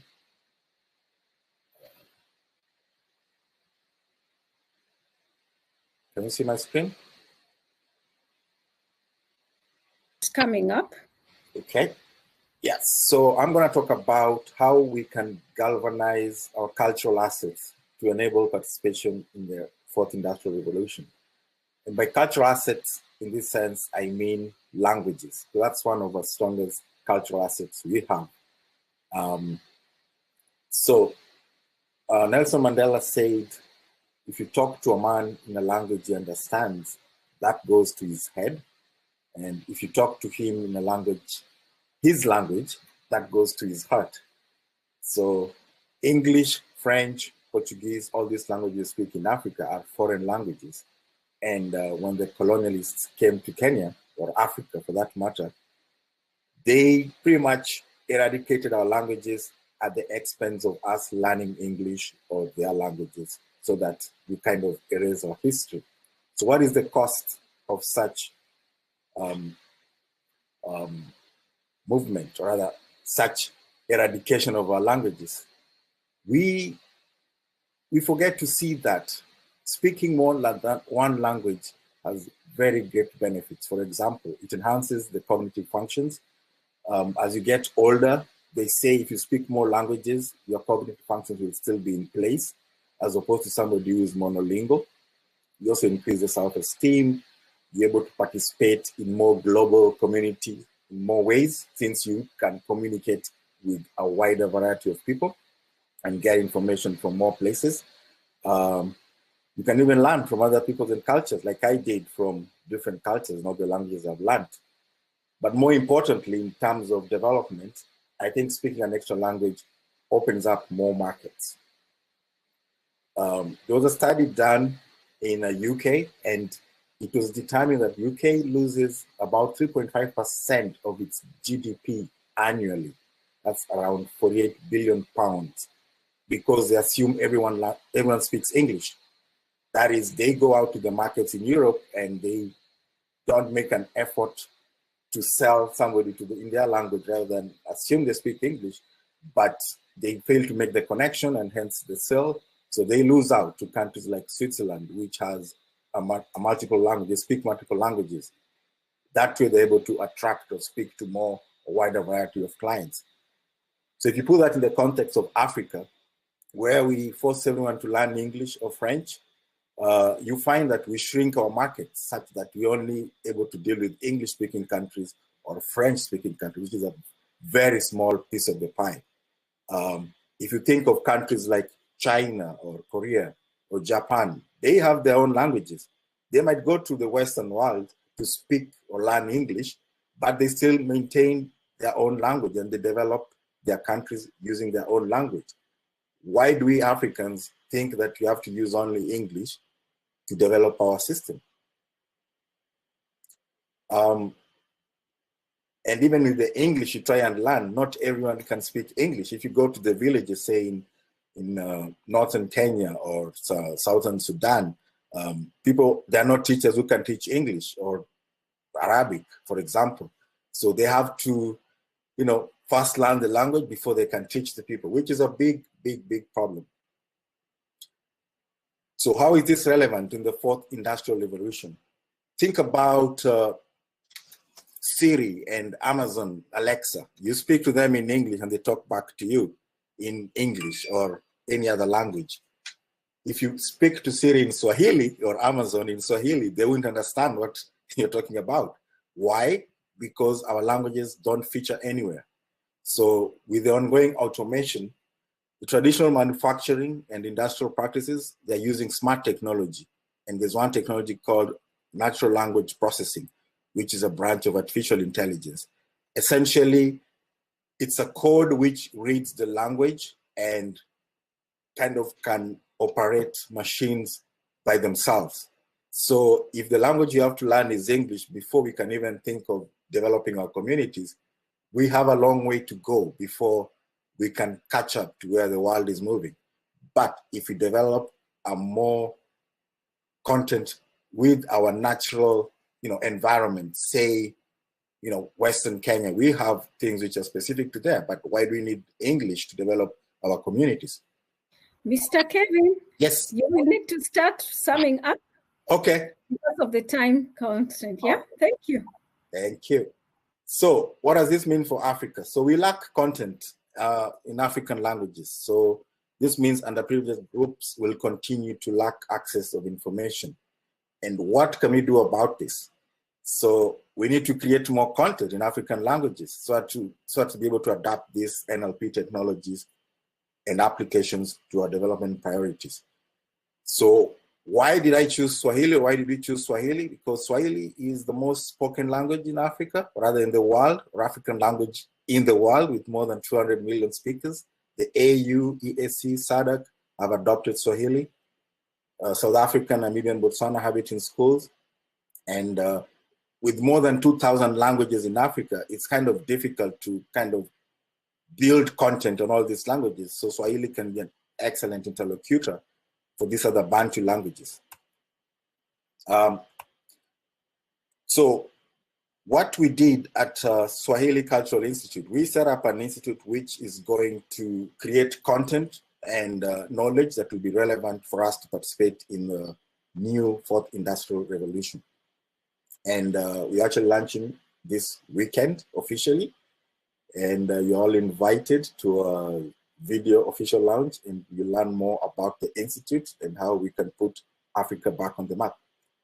And those are our links, and thank you very much for your time. I can stop sharing and I can take any questions. Thank you so much, Mr. Machin. That's really informative. And just hang on, there are some questions for you also, which will come up at the end. So I would like to invite Mr. Kaigama, who is the founder of Chamber of Digital Commerce, a social impact-driven nonprofit organization. And he will tell us more about himself. And he was also a former member of the Security Industry Association in the United States and has served as a channel distribution representative for Sony, Bosch, and many more Fortune 500 listed companies around the globe. So, Mr. Kaigama, you're welcome. We are rushing against time, and I have also one more speaker after you. So I will be happy if we can manage so that we can be able to answer the questions that are being asked. Thank you. You're welcome. The floor is yours. Thank you, Rachel. And I first want to thank the organizers of the event, of the first Diaspora Symposium. Particularly Dr. Shem, and also the committees and the likes of Jotes and the Prince, Professor Yenis and the rest of them, and also Rama, that's also going to be speaking. And to the panelists and everyone, it's an absolute pleasure, to be here virtually to share the stage with you, to share a little bit of what I know, and also able to just listening to Kevin and Jote and also Rachel. I think it's quite an honor. And my name, as you've introduced, my name is Eric Kaigama, and I'm the president of Africa Chamber of Digital Commerce, and I also started a technology company as well. It's called as well. So, and I majored in business administration, and that's a little bit about me. COVID-19, I think I'm going to start this way. I'm going to focus on youth, unemployment, and the emerging technology. As we all know, Africa, when the scorch, hit, I would say, currently Africa is hemorrhaging jobs because of our inability to be at location. to interact with one another. From the cities to the rural areas, it's jobs have been hemorrhaged. And what do? Is Africa, can Africa, even pre-COVID, we were dealing with a high number of unemployment. And the clock is ticking. As the scourge bites, what are the solutions? In 2018, my team went to the Central Bank of Nigeria in 2018 and presented what is called assetization, leveraging the blockchain technology as an intervention for unemployment. Currently in Africa, in significant parts of Africa, the GERB rate, as we call it, GERB rate is simply the graduation to employment redundancy period. When people, the system is churning out graduates, there are no private sector jobs, no public sector jobs. Redundancy kicks in, frustration builds, and the hope dwindles for a lot of people. And we thought there has to be a way. There has to be something in this technology that does more than just delivering, being store value. I mean, store value, blockchain that is. There has to be something in this technology that's just more than Bitcoin or any type of cryptocurrency for that matter. So we started looking at, how can we leverage this technology as an intervention mechanism, for instance. So we went and sat with the Central Bank of Nigeria and said, hey, here's what we've crafted. I led in the design of what is called a DCAP as an intervention mechanism leveraging the blockchain technology. It's basically an ecosystemization approach that leverages the key pillars of an economy and deploying the power of blockchain technology, the distributed ledger technology, to make all the credentialed Africans that are sitting at home with no jobs, as whose hope has dwindled, to basically deploy the blockchain technology and make credentials, multifunctional. And then, it was a little bit, they were skeptical about, the whole concept, right? And few months later came COVID-19. What options do we have? I think none. When it comes to, we don't have any choice but to absolutely digitize our systems, leverage the technology. And then everything begins to accelerate at 100 miles an hour. And now they're seeing the bigger picture. You can no longer be in location. Virtual it is, as we're leveraging with right now. So now this is the time to unleash the power of the DCAP. Using the ministries of education, using the central bank, the commercial banks in the country, and also the insurance companies, create a private permission blockchain, deploy the mighty, the supremely, that is, the power of blockchain, and have the credential to be multifunctional. And also leveraging the power of artificial intelligence as well to aggregate, let's say, an approach that we call the regen, which is basically factor in what you put in the initial stage, tuition, and then you gauge, you also add, let's say, the GPAs and other things, category of the degrees or the diplomas that is generated from those institutions. So credential, as we know it, employment as we know it, we trade our skills for basically a check. That's basically what employment is. It has no spiritual benefit. It doesn't determine your death or your heaven or hell, I say. So now, with the power of an emerging technology, we have something in our hands basically as an intervention to stop the scourge of unemployment. Africa is blessed with resources, gold, diamonds, name it. 40% of the world's gold reserve resides in Africa.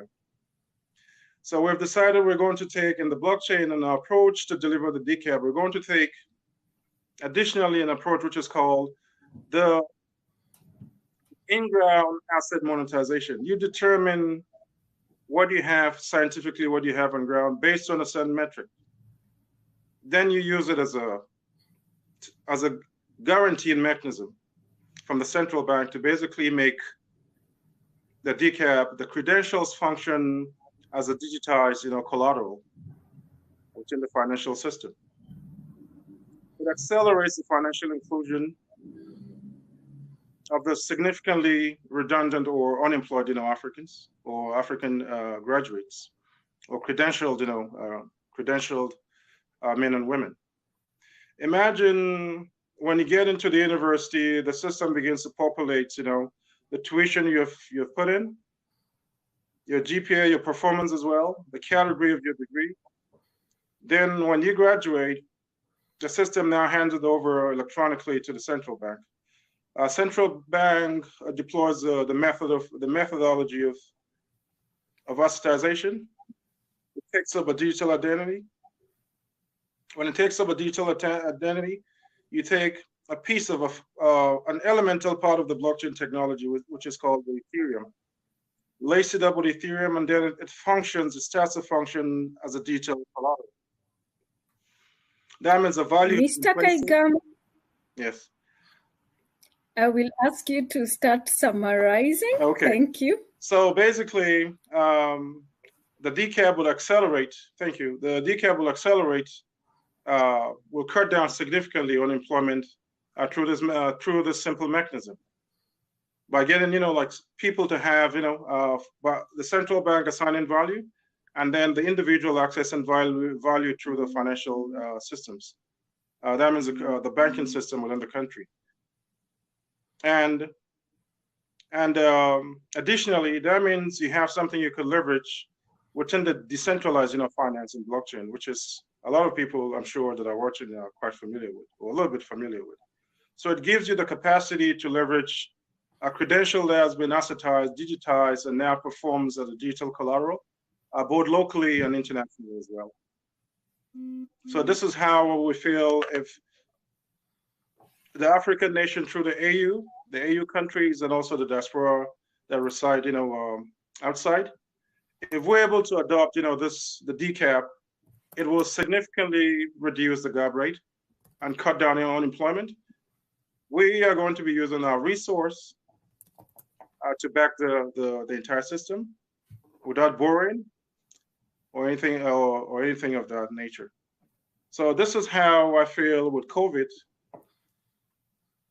Deploying this mechanism of DCAP or intervention, we're going to solve unemployment amongst the youth in Africa. And thank you for giving me the opportunity to share a little bit about this intervention. And I yield to you, Rachel. Thank you.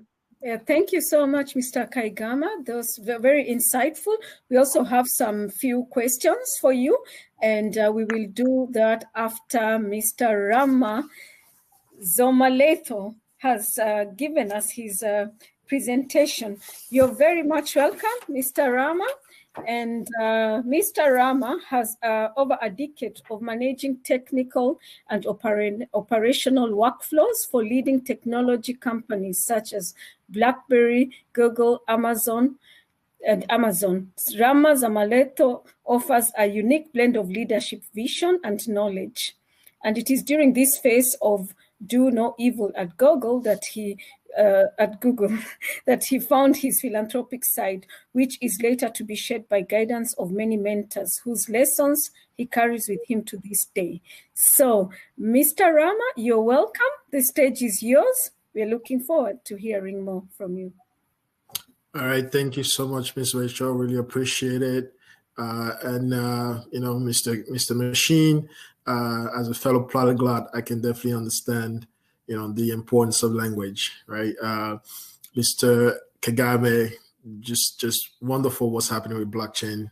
The idea of freeing economies so that economies can go after radicalizing the way that we do things in Africa. For me, that just hits the spot.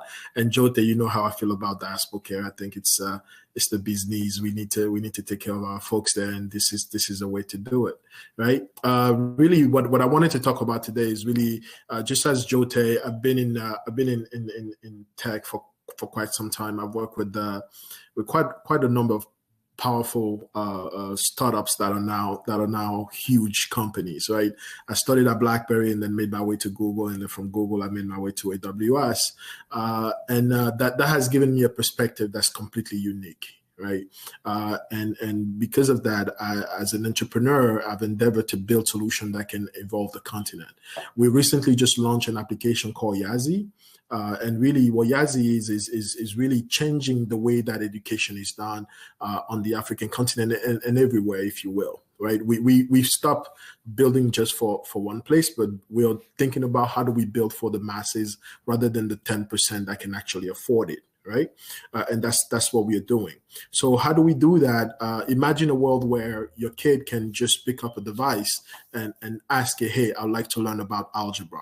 The device is able to then study based on their profile or based on a quick pretest, is able to give them feedback and say, well, you need to take all of these courses, and these courses can be studied within these different syllabuses, and we see that you are available on your calendar for these open hours, right? Shows you a Google Classroom. You're able to go in there. You're able to learn what you need to learn, and we transform school in itself, where teachers are now able to focus rather on things that we already know. They're able to focus on human intelligence and what is radically different about human intelligence.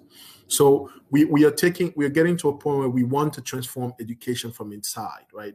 We want to transform the industry itself. We want to radicalize it, and we want to disrupt the industry. So what my call to action, and I know we are out of time here, therefore I'm not going to go through the whole hoopla. My call to action is, just raise your hand if you want to do a beta. We'll send you a beta. We'll share a link in the chat here. A quick link, it's just a simple URL. Just join our beta and test it out. It's a lot of fun building technology that can solve for the masses, right? It's a lot of fun for us to do so. But before I close, during my presentation, what I really wanted to focus on is really a huge call out to younger people, to everyone around Africa, and to say this: we need to get to a point where we stop thinking about fixing just the superficial ideas of things, right? We are now at the spearhead of things, right? We are literally, the world is watching us constantly. They are seeing what we are doing and how we are going to do it. And it is Jeff Bezos, the CEO of Amazon, the guy who's considered the richest person on earth currently, who said, what we need to do is always lean into the future. When the world changes around you and when it changes against you, what used to be a tailwind is now a headwind. You have to lean into that and figure out what to do, because complaining is just not a strategy. For a long time, we've complained. For a long time, we have been mistreated, but it is high time we stop that. None of that has helped, right? We need to stop complaining, and we need to start building the future. How do we build the future? We got to start thinking about 10x ideas that are revolutionizing not just the African continent, but the world over. I see so many technology that continue to want to build on what is already built in America, what is already done in Europe, what is already done elsewhere. Stop doing that. None of that helps the world. We are so much more brighter than that. We need to find solutions that we can build on top of what already exists so that we can change the world radically. Africa should be the place that people go to in the next century to find out what is new, not rather, okay, how to help. Right? We need to radically change that, and that's my call out to every person with a breath in mind. You need to think about how do we radically change things. If anything, take a little bit of time, go to Google, look for 10x thinking. Look for 10x thinking, or moonshot thinking. You will see a way of thinking that radically changes the way that things are done, right? I've heard people ask me before, well, how do you guys come about ideas that radically changes the world at Google? And oftentimes people think, well, the self-driving car, we came up with a self-driving car by a number of people sitting in the room and going, we are going to change a car. We're going to build a self-driving car. That's not how it came about, right? It came about, we were in a room and people came up with, how do we radically change, create a solution that will help people from having accident on a consistent basis? And as we were having those conversations, we started thinking, if we fix the seatbelt, 1 million other car agencies have fixed the seatbelt over the years. So we need to get to the root cause. And we went all the way to the root cause. We looked at all of the accidents in a year, and we realized that the nucleus, 90% of accidents that happen in a year on the road are done by human mistake. We are human, we are distracted, and therefore we make mistakes. And because we make those mistakes, what happens is that we need to think about how do we remove the human from the driving element. And that's exactly what we did with self-driving car. We remove human from driving. And because of that, we can say today that we've made the world a safer place. That's what we need to do in Africa, right? And that is my call out. That is what we need to do. We need to go all the way to the source of the problem. And then we need to work backward to solution that would wow the world. And we have the ability to do that. I have encountered so many bright minds throughout this experience. And Dr. Shem just called it something on the stage. I forgot the name of it. Something along the line of African Diaspora Army for Growth. And I'm going to tell you one thing. This Army for Growth is amazing people. Everyone I have spoken to has a bright mind. And because of that, if we can come together and build things, we can drastically change the world. Not just Africa. I'm done. Wow. Thank you, Mr. Rama. That was amazing. And I hope a lot of young people are going to get the message, not only the young people, I mean, all the people. It's a call out, not only to the younger people. But yes, it's true. I agree. We need to get to a point beyond fixing things superficially or on the surface. Let's stop complaining and start building. That's what you have told us also. We need radical thinkers right now and radical thinking, and we need radical innovations. Let's not waste this crisis. It's our turn to do exactly that and to put our brains together. So now I will invite you to the questions and answer session. There are a bit of questions coming in. Let me start with you, Rama. Your experience working for global technology companies led you to start your company that's looking to transform education and bridge the gap between culture and technology in developing countries. Can you tell us just a little bit more about your thoughts on the on education technology development? If you can tell us in a nutshell so that people have a takeaway from that. Absolutely. It is my contention that education technology is ever evolving, right? I think for a long time we've done ourselves a disservice as a global community when it comes to education. If you think about education 150 years ago, it was a person standing right in front of a screen, right in front of a classroom, and telling them about something, right? Teaching them something. Fast forward 2020. 2020 is the same thing. You have a teacher in front of the class teaching them about something, and the only difference now is that we have a mask on, right? We have added a mask. That's all we've done. If you think about education as in the reality, and that's a disservice to education itself, because we have evolved in so many ways. We've gotten to a point where when it comes to algebra, when it comes to history, when it comes to name the subject, we have a catalog way of teaching these things already. Right? We have a catalog way of teaching this thing. We need to move from there and allow kids to learn those things on their own time. And we need to get to a point where teachers change their role and start thinking about what makes us uniquely human. Because if we continue to produce kids that are going to compete against AI, we will lose the fight. Let me tell you something. I am an AI expert. AI would beat us all. I don't care who it is. If you have the sharpest mind, it will beat us all. And because of that, we need to get to a point where we start thinking about what makes us uniquely intelligent, what makes us different from everybody else. And that's what teachers need to focus on in school. We need to find that out in our kids. We need to enable them to exploit that. And that is what's going to change the future for the entire country, for the entire globe. Well, thank you, Mr. Rama. May I add to that, Ms. Rachel? Yes, please. Go ahead. Go ahead, Mr. Tedesi. Absolutely. Rama, you absolutely spoke to my heart in the things that you described. I think just to add on to that, absolutely, I believe that today when we look at the African youth, right, we have a population that is growing by leaps and bounds, right, on a yearly basis, with God-given talent, raw talent that is ready to be harnessed. However, we have the youth that is, have access to smartphones and smart devices, have become consumers of technology. And what Rama is saying is, how do we take that and actually convert it to creators and innovators and builders of innovation, right? And yes, the artificial intelligence is here to stay, and will do a lot of things that humans can dream of doing a lot better, absolutely.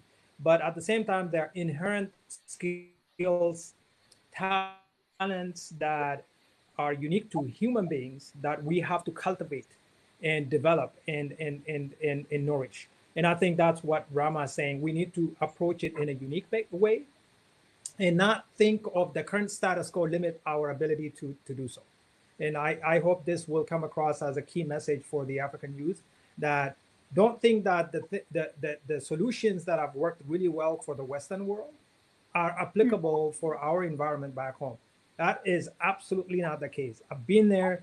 I've worked for companies who produce high-end products that are really great for consumers in the Western world, but become rendered unusable when you bring it to the African market. Simply because they're not locally relevant, they're not locally appropriate. So we need to use our innovators, create our incubation centers locally that can create products and services that are relevant for our population on the continent. Thank you. Thank you, Mr. Tedesi. And while you're still at the mic, I have a question for you here to answer. It would be good to know what percentage of remittances goes to healthcare versus investment, and how do we have more Africans to take up healthcare insurance and push the conversation towards preventative healthcare? That is a question from Ms. Ann Gaita. Absolutely. So I will answer that specific question, and then I want to give a broader context. So out of the 45 to 60 some odd billion dollars that are remitted back to sub-Saharan Africa on a yearly basis, it's estimated that anywhere between 15 to 25% is meant to be for healthcare remittance purposes. Okay. Now, let's take that number and take a couple of steps back, right?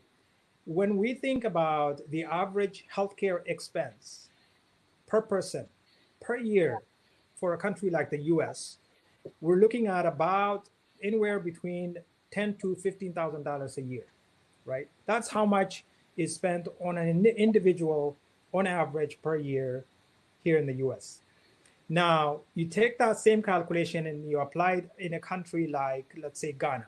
What is the average expense on healthcare per capita, right, per person per year? We're looking at about $98 per year. Now, think about the needs of a diabetes patient based somewhere in Kumasi, Ghana, versus somewhere here in Minnesota, US. Their needs are the same. They want to get better. They want to become productive members of society. But their journey towards getting better is drastically different. When it comes to treating chronic disease, $98 spendable per year to an individual, that's a non-starter. So this is where the diaspora has a critical role in driving healthcare inclusion for the population in Africa. Thank you. Thank you, Mr. Tedesen. I have another question, but I will first go to Mr. Machine, which is, Kelvin, you champion the galvanization of African cultural assets to enable full participation in the fourth industrial revolution. Key is the bilingual abilities of most Africans. Tell us more about the work you are doing linking African languages in development. So we are starting with Swahili because it's already gotten a lot of critical mass. And even though it's still being spoken in a number of countries, it's not yet at a level where you can call it a scientific language. So we are trying to create a database, not really a database, like a content repository, which can be used to create like algorithms, like LLP. So that's what we are trying to do. And once you have that model in place, you can be able to adapt to other languages which are becoming extinct. One thing which I can call to action to preserve our languages to anyone who's listening and all the African diaspora is most of us speak other languages, whether it's Kikuyu, whether it's Amharic, whether it's Luganda. You can start recording. You have an iPhone, you have a voice recorder. When you record, you know, like a story, an event happening, it's somewhere. That can be transcribed, can be written into text and stored as data. And the machine can be able to read it and, you know, generate language from that and activities and, you know, programs which can be able to build the communities. To piggyback on what Rama has said, like we need to change our education system. What we learn in primary school, in high school, is all European centric. It's something which was created to help, you know, using the European context. So as you learn that through high school and primary school, you realize how are we developing it in a relevant context? It's because we're using English. Okay, you are live. It's because we are using English, because it was exported, we didn't customize it. You have to customize it to a local context. Some of those things don't apply to a, you know, we don't need a heater in Africa, it's too hot already. So what do you develop locally? You have to look at your natural environment and develop things which reflect where you come from. So that has to be reflected in the education system also. We have Swahili being taught, that's a very good step, but we can consolidate it further and, you know, just use it as a way to, you know, inculcate all the other languages, because it's a Bantu languages. So all other Bantu languages can be put on the Swahili and you develop more knowledge. So that's what we're hoping to do in the longer term. This Swahili Institute, it's a long-term vision. It's not going to happen in 1 year. I can hear you. It's going to be here for I can hear you, yeah. Yes, thank you. I will ask the other panelists if they have something to add on that or questions, and I will ask Mr. Amian Khan, who has joined us, to just switch off his mic for the time being. Thank you. So, okay, any questions or anything to add on to Mr. Machines? I would like to add, absolutely, my brother Kevin, I think continuing to preserve, nurture, and expand one's heritage and culture and language, and not just as a necessity, but it's a must for us to continue to remain who we are as Africans. Our differences in cultures and heritage and language is what makes the continent beautiful.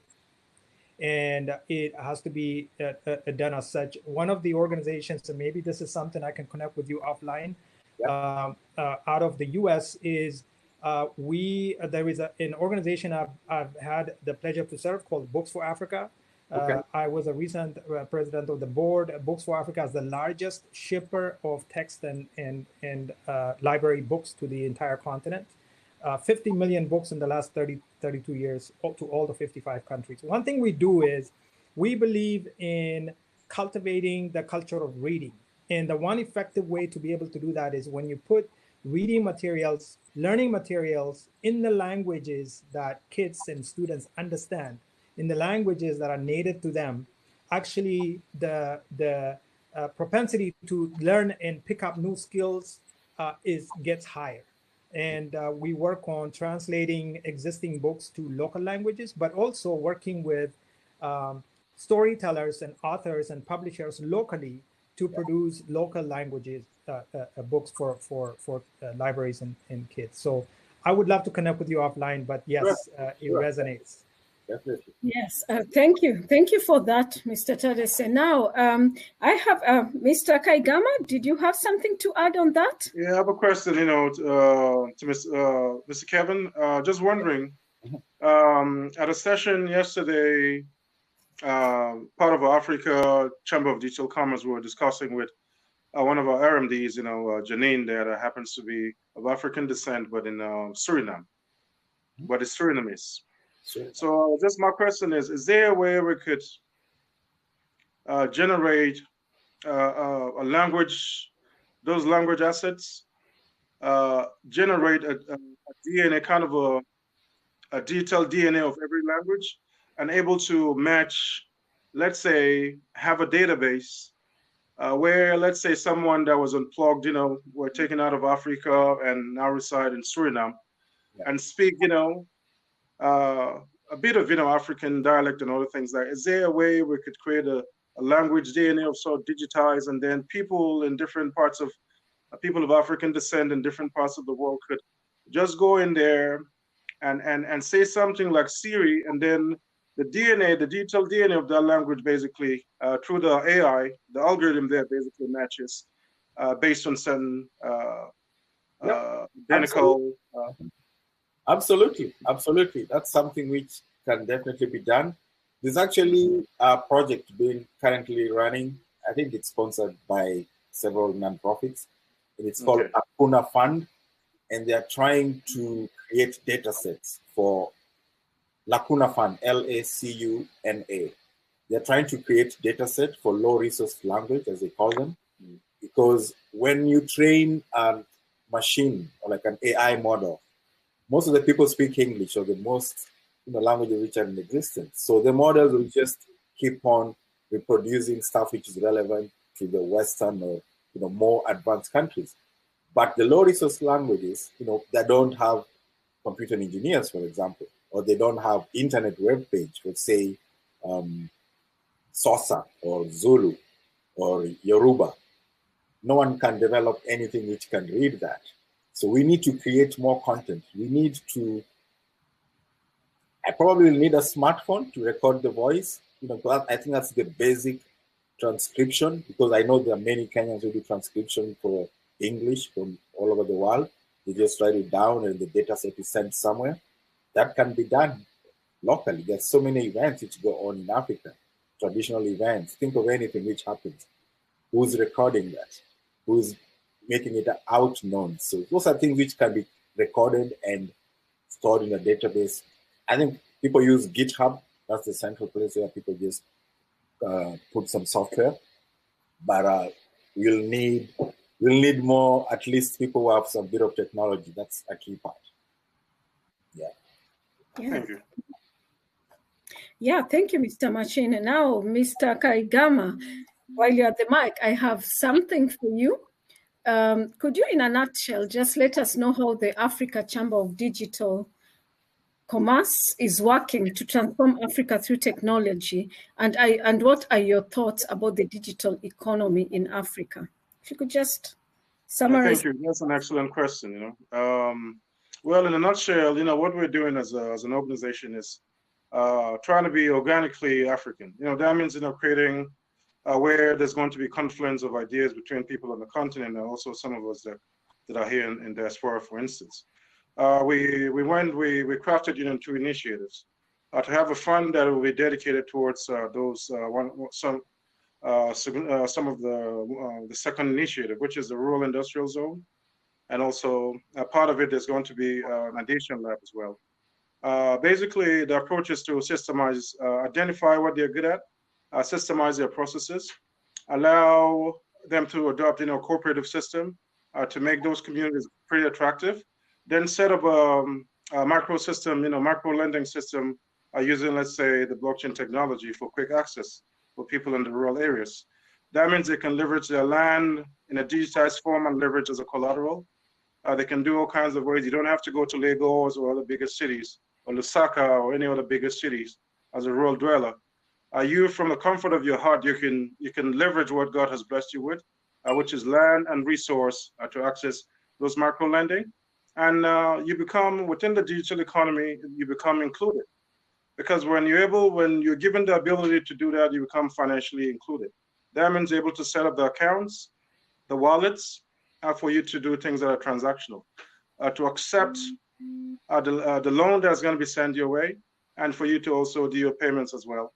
So we're taking what we call the ecosystemization approach, which is wholesome and organic. It has to be absolutely, as Brother Rama said, it has to be us identifying what works and then build something that is organically African, and that's what will sustain it, and also solve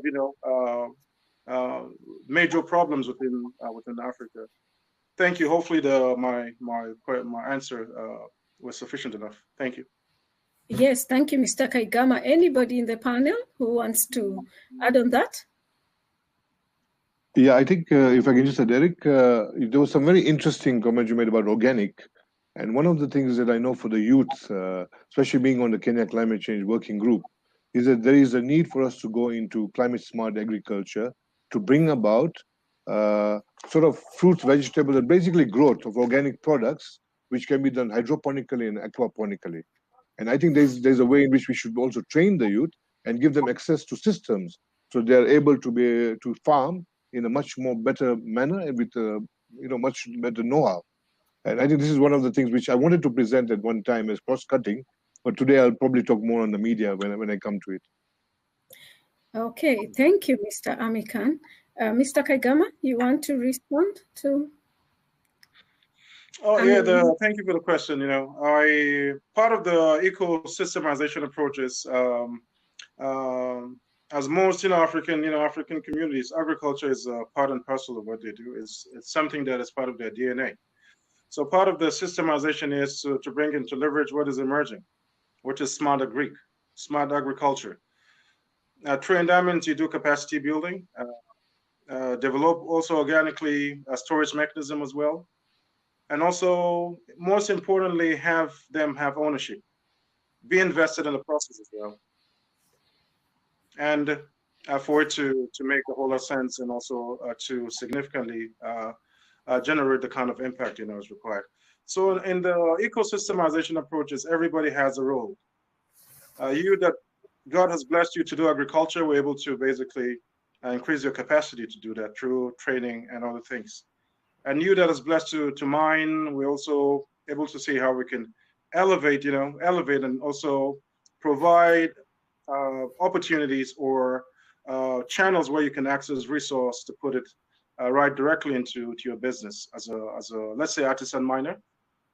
So those are things we're doing through the cooperative, which basically is just a cooperative approach. You bring them together, you upskill them, systemize the process, facilitate for finance to come in electronically or through the traditional means with the local stakeholders involved in the process, and then have them take up this now transition to the ability to implement some of the smart solutions in agriculture, for instance. Thank you. I hope that was sufficient enough, Mr. Khan. Thank you.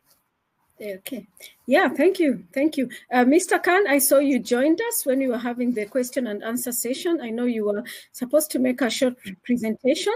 I will give you at least 3 minutes, if you can, to introduce yourself and to tell us a little bit more. In the interest of time, we won't be able to continue on for so long. So after Mr. Amikan has presented, I'm going to go back to the questions and answers, because there's some questions which have been asked here that we'll need to just give a short answers on. Yeah, welcome, Mr. Khan. Thank you, Rachel. Just for the panelists, I'm actually the chair of ASMO, which is an Alliance of Slum Media Organization, and also the patron of GPACE, a Great Potential African Youth. And one of the things that we are really doing, and I think at the right time, is we want to make Kenya, basically, and also the whole diaspora in Africa, as a destination for film production. In fact, a choice in Africa. And these are one of the things that we are trying to work with very closely with the Kenya Diaspora Alliance, and of course with the All of Africa Alliance. And I just want to give very shortly about what ASMO and GPAID are doing, so it gives you an idea of how we can build capacity amongst the youth. In fact, the Alliance of Slum Media Organizations, as it says slum, is in the informal sectors. And what we have is a combination of many of the association members coming from, I don't know if all of you are from Kenya, from different parts of Africa, but you might have heard of Matare, which is one of the biggest sort of informal settlements in Africa to a certain extent, Kenya. And then there is also Korogosho, and there is Kibera, and a lot of these association members are coming from those areas. So there's GPAID, there is it's called KY Youth, Oasis Matari, and things like that. But just very quickly, is why films? And you know, at one point, Kevin, you mentioned. Well, I can. Should I put the presentation on, or there's no need for that? But at one time, Kevin, you mentioned about how we can build capacity and make filming. Is one way in which we can bring about the cultural and all that aspect and showcase it. So one of the things that we are doing is to bring about a greater understanding to humanity, the cosmopolitan ethic, the pluralism, which comes about to filmmaking. We're also addressing some of the urban areas problems which are there. As you know, poverty is one of the biggest issues. And the only way we can have income generation, economic upliftment amongst the youth is by giving a creative approach to the whole thing. And in fact, it's surprising, but the stories from the slums are coming about to be very good ones, which we should share with all diaspora. And why are we talking about poverty? Because when you look at the urban population in Kenya, 65% of the urban population are in the slum area. And I think this is the same similarity in other areas of Africa. So what do we do to alleviate poverty? It cannot be only through basically working and doing business, but it's basically about enhancing opportunities for the youth to be able to do something which is going to be creative. And I think filming is one of the best things. Shemo Chodo and myself went to see the Nigerian ambassador. And in Nigeria today, Nollywood, basically the amount of income that the government is getting or even being produced to the youth and others in the film industry has overtaken even the oil industry. Now, what do we do about the rest of the African countries to be able to bring that about? And this is one of our aims. So the youth engagement, poverty alleviation, which requires skills among the youth, and we would like to bring that about. Also, why do we want to create the slum stories? Because through the slum stories, we can ensure that even the youth in those areas, they're able to talk about what are the issues that they're facing, and basically the trapdoor which they're in has to be lifted out. So as far as the a very important thing which we are doing with the African diaspora is what we did last year is called Cinema de Mare Africa. It's an Italian basically model which we have adopted into Kenya. We went to 5 different counties and we had people coming from all over the world as well as from the counties of Kenya. And we produced more than 50 films, short films, going from Nairobi, Kisumu, Mombasa, everywhere. And in so doing, the youth in the areas also participated and they made sure that basically they learned from it with master classes. So this is one of the things we want to roll out in the rest of Africa. Tanzania being the next one because they're really interested in coming in. And I think that's something which I wanted to share how we can ensure that this is done throughout Africa. The other thing was that basically the counties of Kenya, we also want to bring it there. The youth are also doing other programs for creative arts, stage programs and things of that nature. I don't want to go into more detail, but I think, yeah. Can you? Yeah, so. Okay, thank you. Yeah. I wanted to ask you to wind up in the interest of time. Yeah, and is it possible to switch your camera on because we can't see you? See, this is the problem. Now I've been trying to get in with my face, but it's been really difficult to come through. But I'm sorry about that. No problem. But if you can just wind up, you have 30 seconds remaining to wind up. That will be good. Thank you. So basically, I would like to bring about a model of what we have here with the ASMO and the GPAID Alliance members, if that can be shared in the other counties. I hope the county representatives are listening to us, because that is one way in we can share the ideas of what is happening in Nairobi. Although it's in the slum areas, it can be adopted in the rural and many other areas. One of the things like what this Kibera is also doing is during the political insecurity, they are able to ensure that the youth are together and they learn to ensure that there's more peace. within the tribal nature. So this is my ending, basically, is that we want to bring about a much better understanding and capacity building of filming and creative arts in Kenya and the African diaspora. Thank you. Yeah, thank you so much. I will ask the panelists if they want to, if they have something to add to. I think that is really interesting what you have highlighted and the strategies you want to take in involving the creatives and in the county and beyond. So I will ask the panelists. They've been listening in and participating. You have something to add on that, or some questions for Mr. Khan? Yes, Ms. Rachel. I think what I heard from Khan really reminds me of the role that entertainment arts can fuel creativity and innovation as well in learning. It really sums it up in such a way that what Mr. Kevin and Eric and also Rama from an education standpoint and myself, the work that we have embarked on, that it really sums it up in such a way that there could be a convergence of such activities that entertainment and arts and film and design can actually play a critical role in fueling excitement and inspiration around innovation and technology within the continent. I believe it really does connect the dots in many ways. And this is where the core essence of thinking outside of the box, and perhaps assuming there is no box in the new ideas and concepts that we pursue. Thank you. In fact, you are absolutely right. In fact, we want to develop a curriculum, which we are also trying to do, curriculum on how to make films in schools and also creative arts. I mean, there's a lot of creative arts happening within the schools, but when it comes to going a bit further into the filming category, we need to build a proper curriculum and teach them within the school areas. So I think if it works out, it'll be wonderful. Film production. Thank you. Thank you so much. And as we wind up, I want to just go back to some of the questions which have been asked here in the comments section. And I know Rama was inside. There were questions for him, but I think he can. I'll just read them through. Okay, Rama, wow. That's what I call thinking beyond convention, groupthink, and best practice. How do we move African thinking to where we have confidence to develop unique solutions in dealing with our issues? I hope you will answer that, Rama, because I know you're listening in. That is from Sam Mwale. And Anne Gaither, she says, the African youth are the future.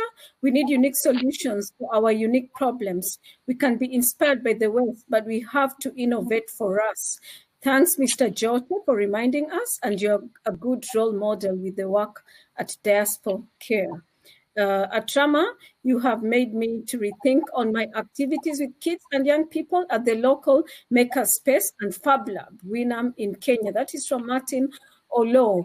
I have seen Mr. Rama has answered some of the questions there. And Mr. Machina, this is for you.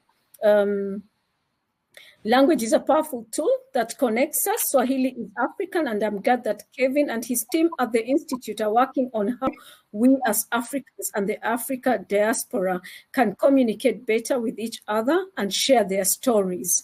Africans must write stories for Africans, says Adira Sarimel. And Miss Rosemary Musomba says, how can Siri and all those gadgets understand another language other than English, for example, Swahili and others? Mr. Rama has answered to that, and he's happy to say soon Google Assistants will understand Swahili. It is in beta. So, and yes, Anne again agrees that with Mr. Amin Khan, that the creative economy, including film, will transform Africa. Let's share our stories, our culture, and heritage to the world. So to you, Mr. Amin, I will give you 1 minute to tell us in a nutshell. You have stated that you think Africa can and should be the destination for filmmakers. And since you believe it is the cradle of creative and cultural arts, please share your thoughts on how the youth should focus on growing the creative economy in Africa? You've told us from your side what you people are doing, but now tell us what the youth should focus on in growing the creative economy. If you can do that in a nutshell, because we have very few minutes left now. Thank you, Mr. Khan. Over to you. Yeah, I just wanted to mention about the organizations which are with us, because many of the people are asking me how come you've not mentioned them. And besides the Great Potential African Youth, which is part of ASMO, we also have the Slum TV of Matare, KY Youth Media of Korogosho, and the other associate members are Mind Me International, Oasis Matare, and Amani Kibera. These are just some of them. And so was there a question that you were asking me also? I got a bit cut out. I just asked you to summarize in a nutshell what you have stated, that what you think Africa can and should, because you said you think Africa can and should be the destination for filmmakers.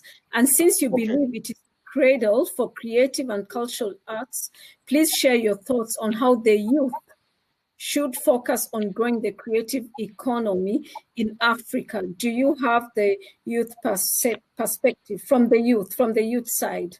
You told us what you and team are doing, and can you just tell us in a nutshell something for the youth? Yes, I think it's a very interesting that as far as careers are concerned, I think very often in the past we've been looking at careers to be those careers which are engineering and medical and things of that nature. But I think the careers in the creative arts, in filming, and so many other areas of artistic performance is something which I think the youth should be able to go into, and we should encourage them. And I also want to tell the parents of those who are listening that you must encourage your children. Don't look at creative arts not only as something which is just a sideline, but it should be something which is treated in a really proper manner, whereby the youth can flourish and make lots of money out of it as well. I think the next, after this COVID, the main thing is going to be also creative arts, besides AI. I heard AI was very important, but without AI, you will also need the creative arts as well. I think the AI will not be able to sing for us, the robots. Okay.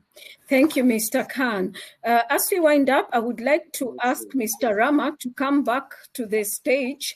There is a question which needs him to answer. I think it will be good if he can just tell us what he's thinking beyond. Yes, this is from Mr. Samuale Rama. Wow, that's what I call thinking beyond convention, groupthink, and best practice. How can we move African thinking to where we have confidence to develop unique solutions in dealing with our issues? As we wait for Mr. Rama, he's logging on.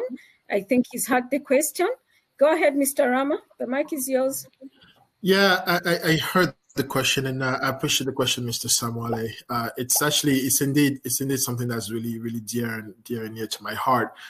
Thinking about how do we get to a point where we can start thinking exponentially, right? And I'm going to break a little bit of form here, and I'm going to ask one of my panelists, Mr. Kevin, Mr. Eric, Mr. Jote, if is it possible that I sit you temporarily just so I can show a few slides? Is that all right?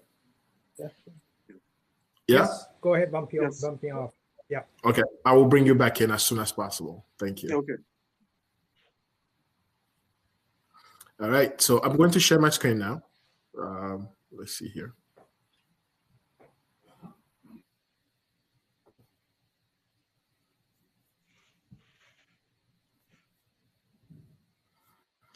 Let me know if you can see my screen.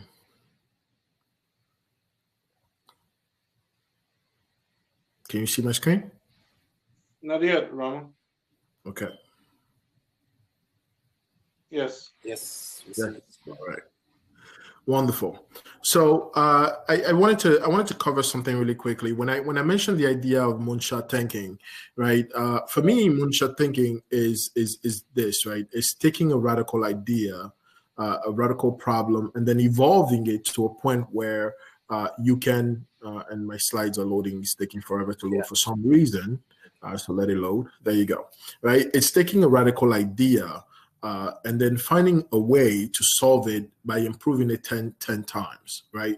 And every one of us have that in us. And really what we have to get to is we have to get to a point where we start asking ourselves, do we just want to fix the immediate issue, or do we want to fix the issue so that it's never a problem again? Right. And that's really where tennis thinking comes in. We have to think about those things. So take a huge problem, think about what a radical solution looks like, and what a breakthrough looks like, right?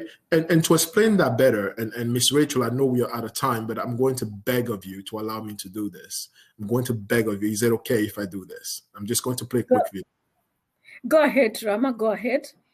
I'll give you a few minutes because we'll have to wind up soon. Sounds good. Go on.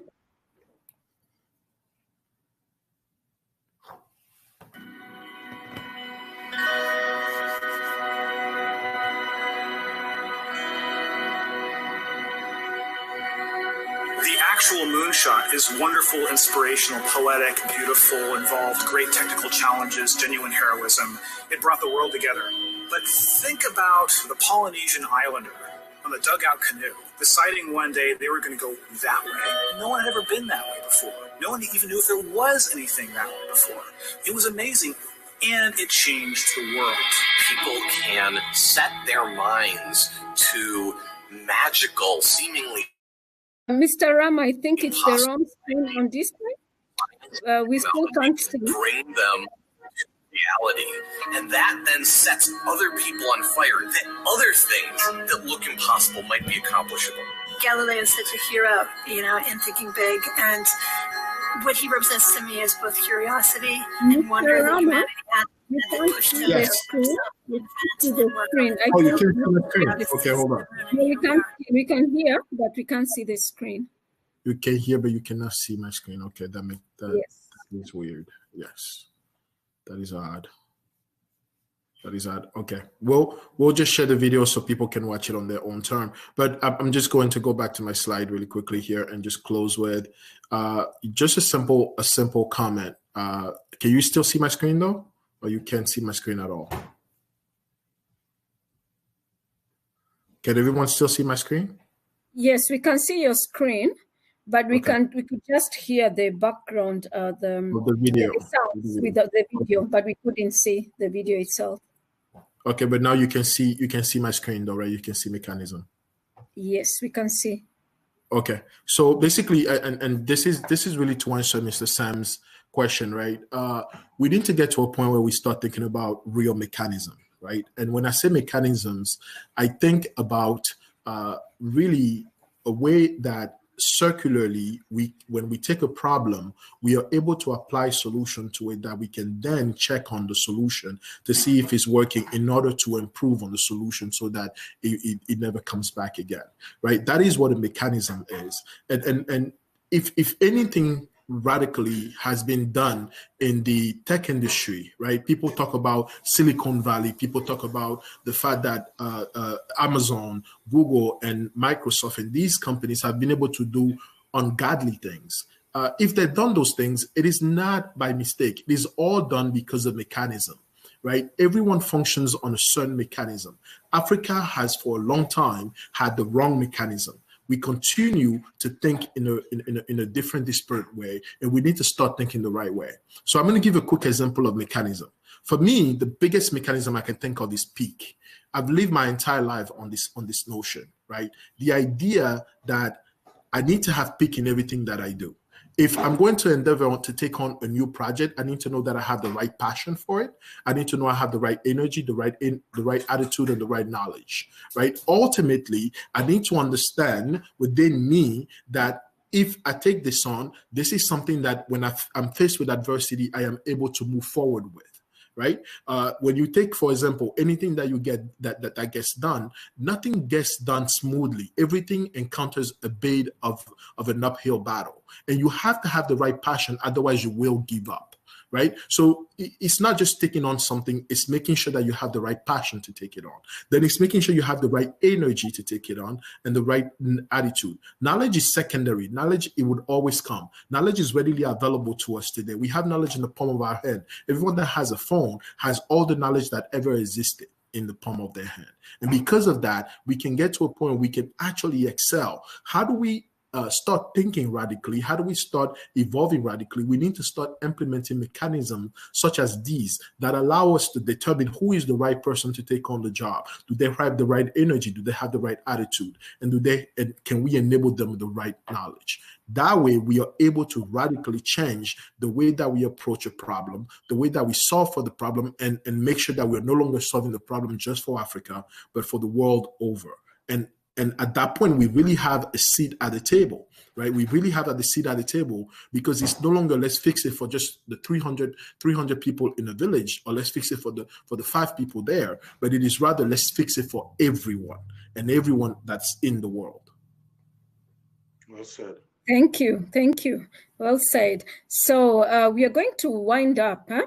I will give, while we wait for the other 2 panelists, I will just give the word to Mr. Kevin Mashine. Give us your parting shot in a nutshell, maximum 30 seconds in the interest of time. Thank you. Okay, yeah. Thank you very much for this invitation. I really had an excellent time, and I think this is a great forum.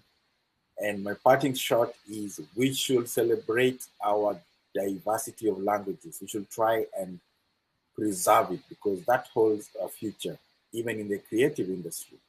So please preserve our language, record them, and we might be producing films using our traditional languages. Yes, thank you. Thank you. Yeah, we'll. Now we can hear from Mr. Kaigama, his parting shot. Thank you, Rachel. And I think what I have to say is the 2 things, ecosystemization and partnership amongst both the diaspora, the people on the and our brothers and sisters that are on the continent. As Brother Rama said, it's no longer about regurgitation; it's about reinvention. Yes. Use what exists and build something extraordinary with it. Not for just your community, but the entire universe, if possible. So let's see more of that partnership within the diaspora. I want to thank Dr. Shem and then the whole people behind the scene for putting this together. I think we're going to emerge out of this post-COVID a greater continent. And if the people that I have heard today and the extraordinary young Africans that I met recently at a hackathon, I think the future is bright if we focus on those key areas. Thank you. Yeah, thank you. Thank you so much. So, Mr. Rama, what's your parting shot for today? Just thank you to everyone that put this together. Thank you to every hard worker that labored for this to come together, and thank you for the committee that endeavors to get these things around the clock, right? And really thank you for every fellow entrepreneur here. Believe it or not, we stand in the steps of giants, and without what they've done, we cannot build on top of those. All we can hope for is a day where kids can build on our footsteps and what we are doing today, right? So thank you so much, and I'm so encouraged to see what's happening. Thank you, Mr. Rama. Over to you, Mr. Teresa. Absolutely. I just want to say, number one, thank you for the organizing committee, Dr. Shem Ochero and the leadership team to really putting together this inspiring symposium. And my parting comments, one is, when it comes to the issues that we face in Africa, let's stop complaining and let's start owning it. It's our issue. We own it. We bring our own solution. Number two, Diaspora Care is serving customers in Kenya and in Ghana and in the US for the last couple of years. My call for action is go check it out and download the app and start actually helping your loved ones back home. And we are very aspirational. We have a Pan-African view, and we hope to bring our services to the rest of the African continent and very soon to Nigeria. Thank you so much, Ms. Rachel. Thank you too. And at this point, I want to say thank you so much to all the great panelists for today, Mr. Kevin Somoni Machine, Mr. Eric Kaigama, Mr. Rama Zomaletho, Mr. Jota Tedese, Mr. Ami Khan, and Miss Sharon, and our UK representative, Member of Parliament. Thank you so much for the amazing conversations that have gone on. And I believe that from this, we're going to have a way forward, and we will have a lot of things to digest in the next days. Thank you once again, and have a very good evening.